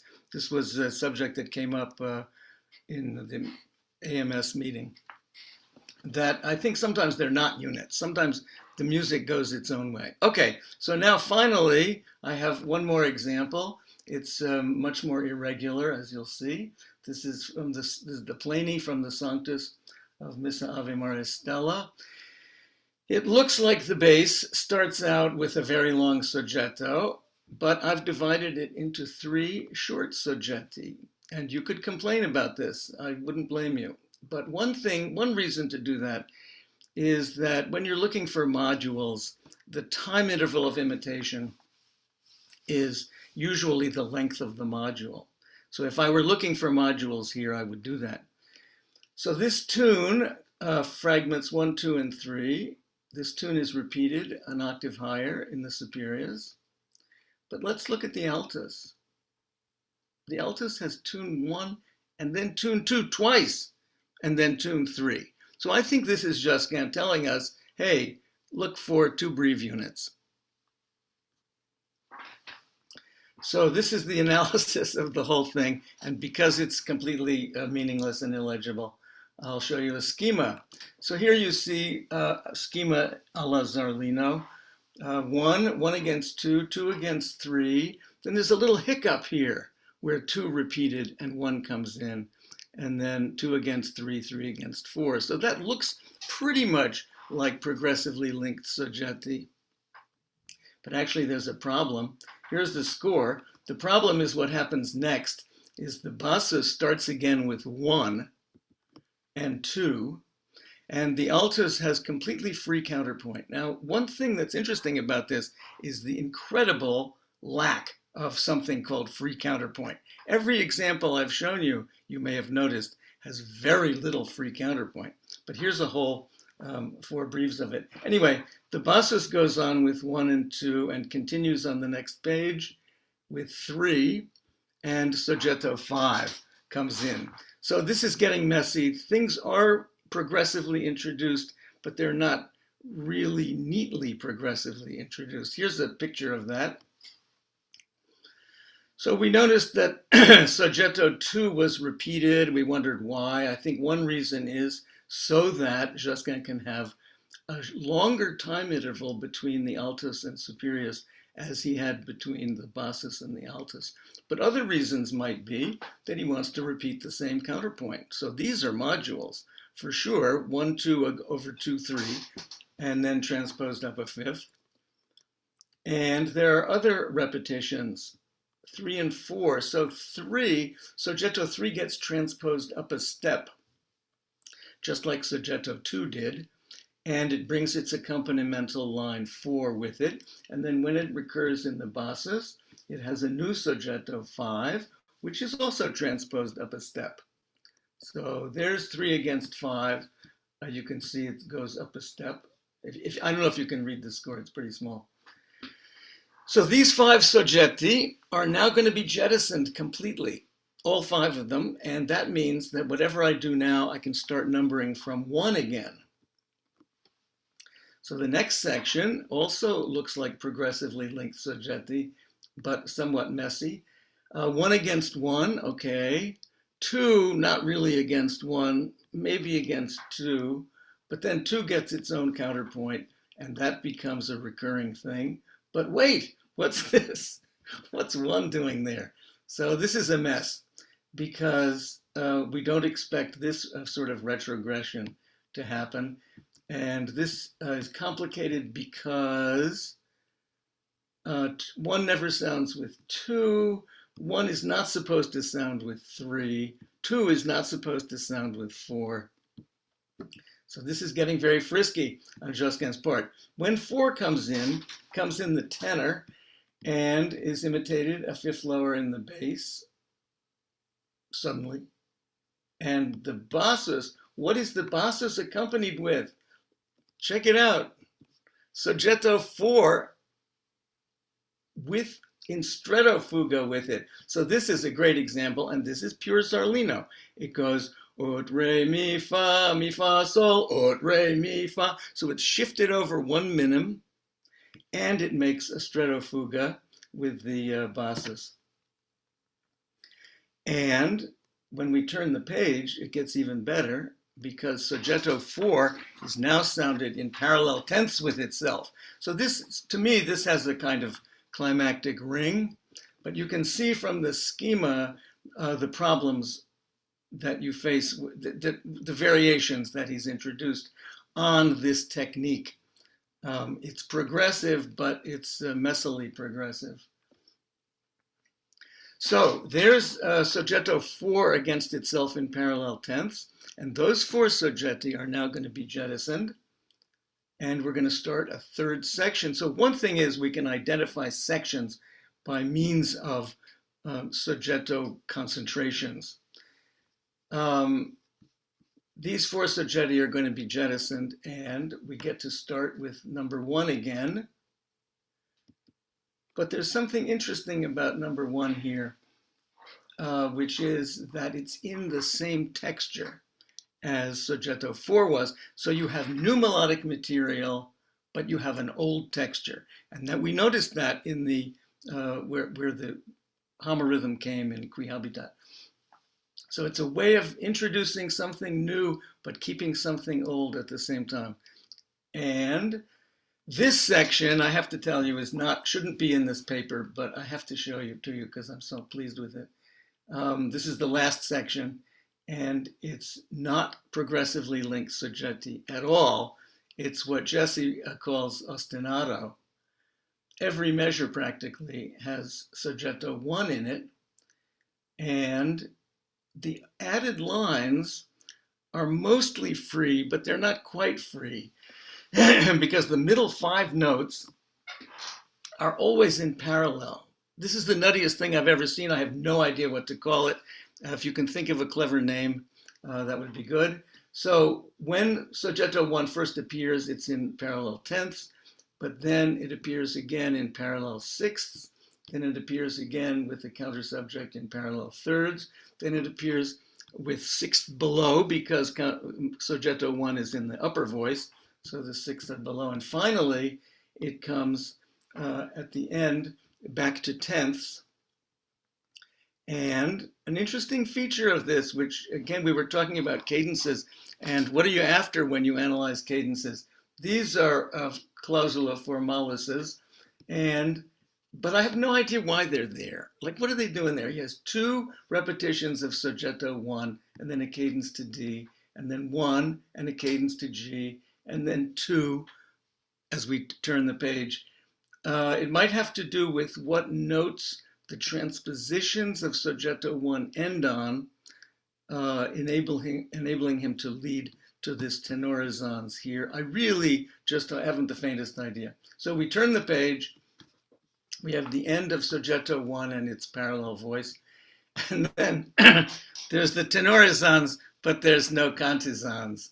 And Alejandro Planchart calls this an extraordinary moment that Josquin may have learned from Akagam, and that implies that there's more to come. So that's it. My conclusions are that progressively linked soggetti always introduce new material in overlap. The composer exploits the ability to come up with different counterpoints to a soggetto, a skill learned in improvisation for sure. Sometimes the words are changed or we have to ignore them. And both cadences and texture can be varied independently of progressive linkage. So I don't think that this technique is as widespread as stratofuga, for instance, or paired duos or homorhythm, but I've seen it. I looked at about 60 pieces and I came up with about a dozen examples, and they're not very long. For instance, I think there's about 30 breves of it in Qui Habitat, because there's another place I didn't show you. And the piece is 282 breves long. So it's not going to account for a lot of music, but it's an incredibly intricate technique that requires a lot of fitting together of very tiny, tiny little things. So I'm hoping that this will become one of our vocabulary items when we analyze Josquin. We can add this to our repertoire. Thank you. Thank you, Peter. As you can imagine, this is, as the Germans say, speaking to my heart. Thank you for that. I would just, before questions, suggest that in this question, is it one soggetto or three soggetti in that example, that it can be useful to bring in the term from 12-tone composition, segmentation, that Josquin can have a long line which he then segments into smaller units that are contrapuntally exploitable in themselves. A lot of people, I think, have stuff they'd want to say. I very much like the term contrapuntally exploitable. That's a really good one. Just as long as you cite me. Oh, totally. Jesse. Hey, Peter, thank you so much. Really wonderful stuff, and well, such a wealth of examples. I hear some radio. Better. Yes, yes. There's some background audio that's playing. Don't know. Anyway, let's see where to start. But this is, we can continue tomorrow because what you're doing actually dovetails, I think, very nicely with what I'll be talking about, so that we can keep the conversation going. But for now, maybe if you could, I don't know if you could pull up the first of the Qui Habitat slides, chosen basically at random, but it's actually the one I know least well, so it's more fun in a way. But what occurs to me as you're pulling, if you pull that up, is that what Zarlino describes, tell me if this is right, could basically be taught to a chimpanzee, in the sense that if you can combine one thing with another thing, and then you can combine the other thing with yet another thing, and you can keep going like this, you can generate counterpoints until the cows come home. And anyone who can write any kind of music can do this. But what you nicely show, and you referred to it, you said it's complicated. So I know you see all of this in these examples. But what you call complicated, I think, is the thing that really makes Josquin special.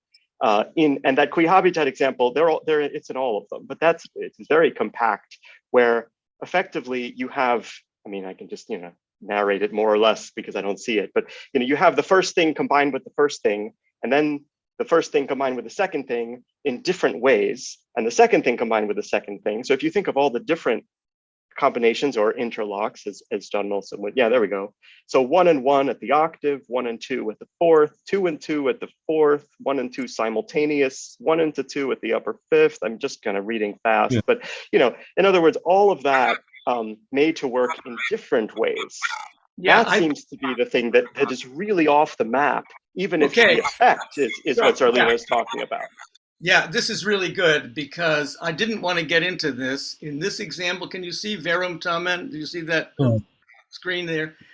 It turns out that 2 is against the last 2 beats of 1, but then it's against the beginning of 1. This is stuff that's what I meant by intricate, and I was hoping not to have to get into it.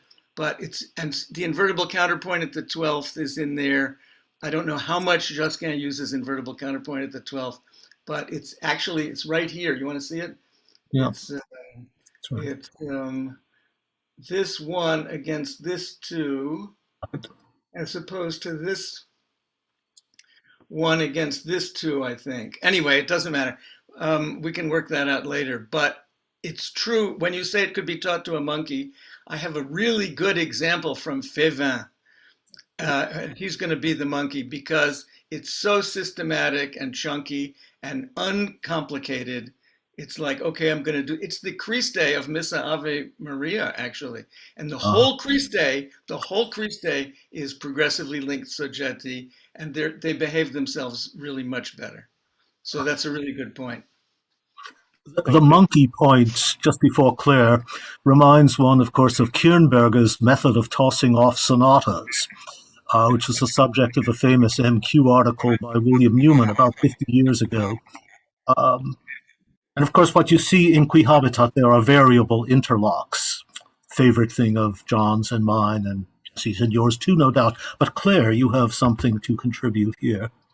Yeah, just a question. Can you clarify or repeat what defines the length of the soggetti?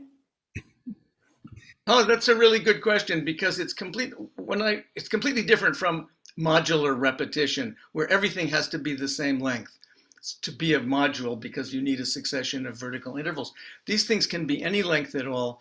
And as they get shorter and shorter, I think it's a harder and harder sell, because people say, oh, come on, he couldn't have thought. Look at this example that's on the screen now. We're talking about units that are 2 minims long. Like, who's going to take that seriously? Well, me, and possibly you and Joshua and so forth, because if you want to do this, you have to be able to make these things fit together, and they fit as soon as they fit together in different times. Then it doesn't matter how short they are. So the idea that they represent whole musical phrases or whole textual thoughts, that's gone, I think. So the one thing I disagree with Zarlino about is that I think his idea of the soggetto was that it should express a complete textual thought. And that's clearly not the case here. Well, here is where I think the segmentation idea can help, to think of a longer unit that can be chopped into smaller bits. For what it's worth, in an article on this kind of thing, I spoke of motive, and I said, how do you define motive? And in this kind of thing, it is anything that is repeated and restated exactly. So soggetto is, so it can be 4 notes, it can be 4 breathes.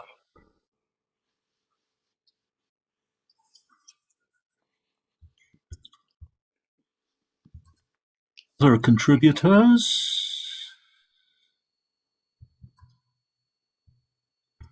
One else, I can say something about Ave Maristella, but maybe somebody else does.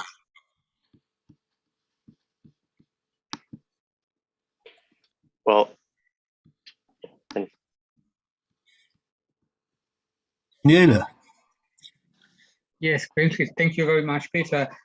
Just a question. Do you think this is a composing attitude that works very well for this period of time, or is lessened by when the most oratorian attitude began to be in use regarding the text?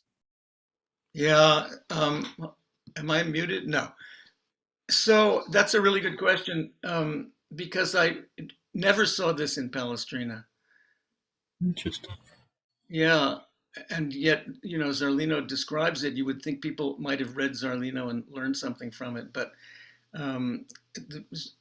Palestrina is really much more text music unit, and let's build the point of imitation, and let's move on. So I don't see that. I've seen it in Will Art. Will Art uses it, and he makes, his motives are so tiny, it's unbelievable. And he sticks them all together in different ways. It's like Legos or something. Which makes sense because Zarlino explained it. Right, that's right. He learned it from Will Art, obviously. Yeah. Peter, I wonder, did you see any chronological correlation with the pieces? I notice the examples you used are all late works, or what Jesse and I would think of as late.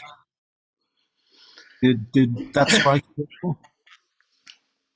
Well, I found a half a dozen other examples, but I didn't map them against the chronology, so I really don't know. But I will send you the list of pieces.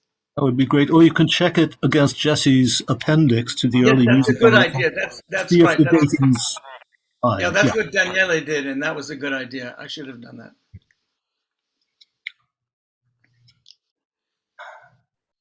Maybe I'll just throw on really briefly that in the planning, I think that's absolutely right. What you, Ave Maristella, slide 63, by the way, that what I think you said is absolutely right, that the transpositions are partly what's doing the work there.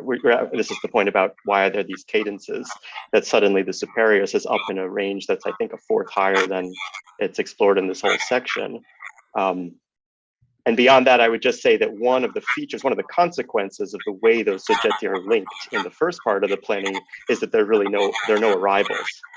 And so he's gradually forcing him, finding ways to come to arrivals, first in a very informal ways, and then finally here through proper, really clearly articulated cadences. And they're just those two, and then a drive to the end. So it's sort of, I think there's a formal logic there at play. No, that's a really good idea, because it's true, there aren't any cadences or even, what did you call them? Directed progressions. There aren't any directed progressions all the way through until these that just get thrown in. And I would have to look at more, you're right, that it probably has to do with the transposition, but I don't know.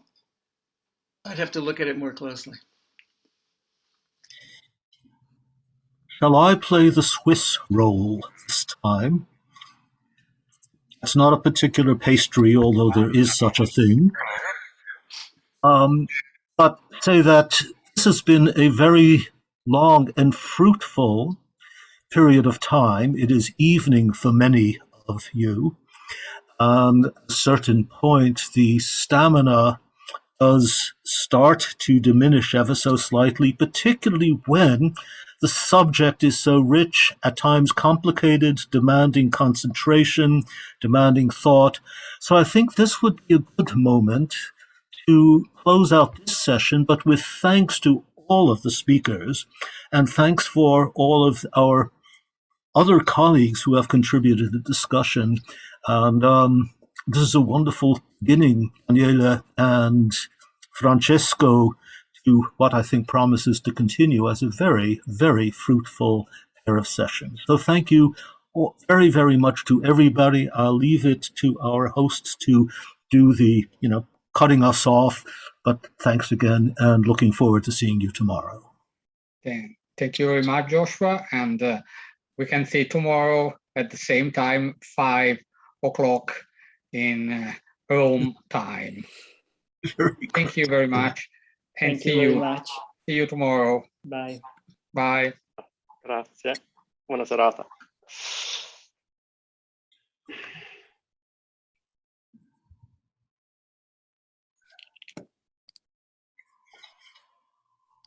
By the way, as long as Jesse is still, well, no, he's gone. Jesse, as long as you'll still hear dynamite stuff from Peter. Say again, I missed the word. Dynamite stuff from Peter. Yeah. No, totally. Oh, lots of great things today. Francesco, Daniele, it's just a wonderful combination you have. And really, yeah, great. And great stuff from Peter. I would add, if only Zarlino could have seen it. Josquin was a bit smarter. Il Dotto Josquino was smarter than Zarlino, who is no idiot either. But... No, although I did, as an undergraduate, I did a transcription project for Crystal of Zarlino motets. Oh, yes. And the music, well, I can't finish that sentence. He's not Villard. No, it's very far from Villard.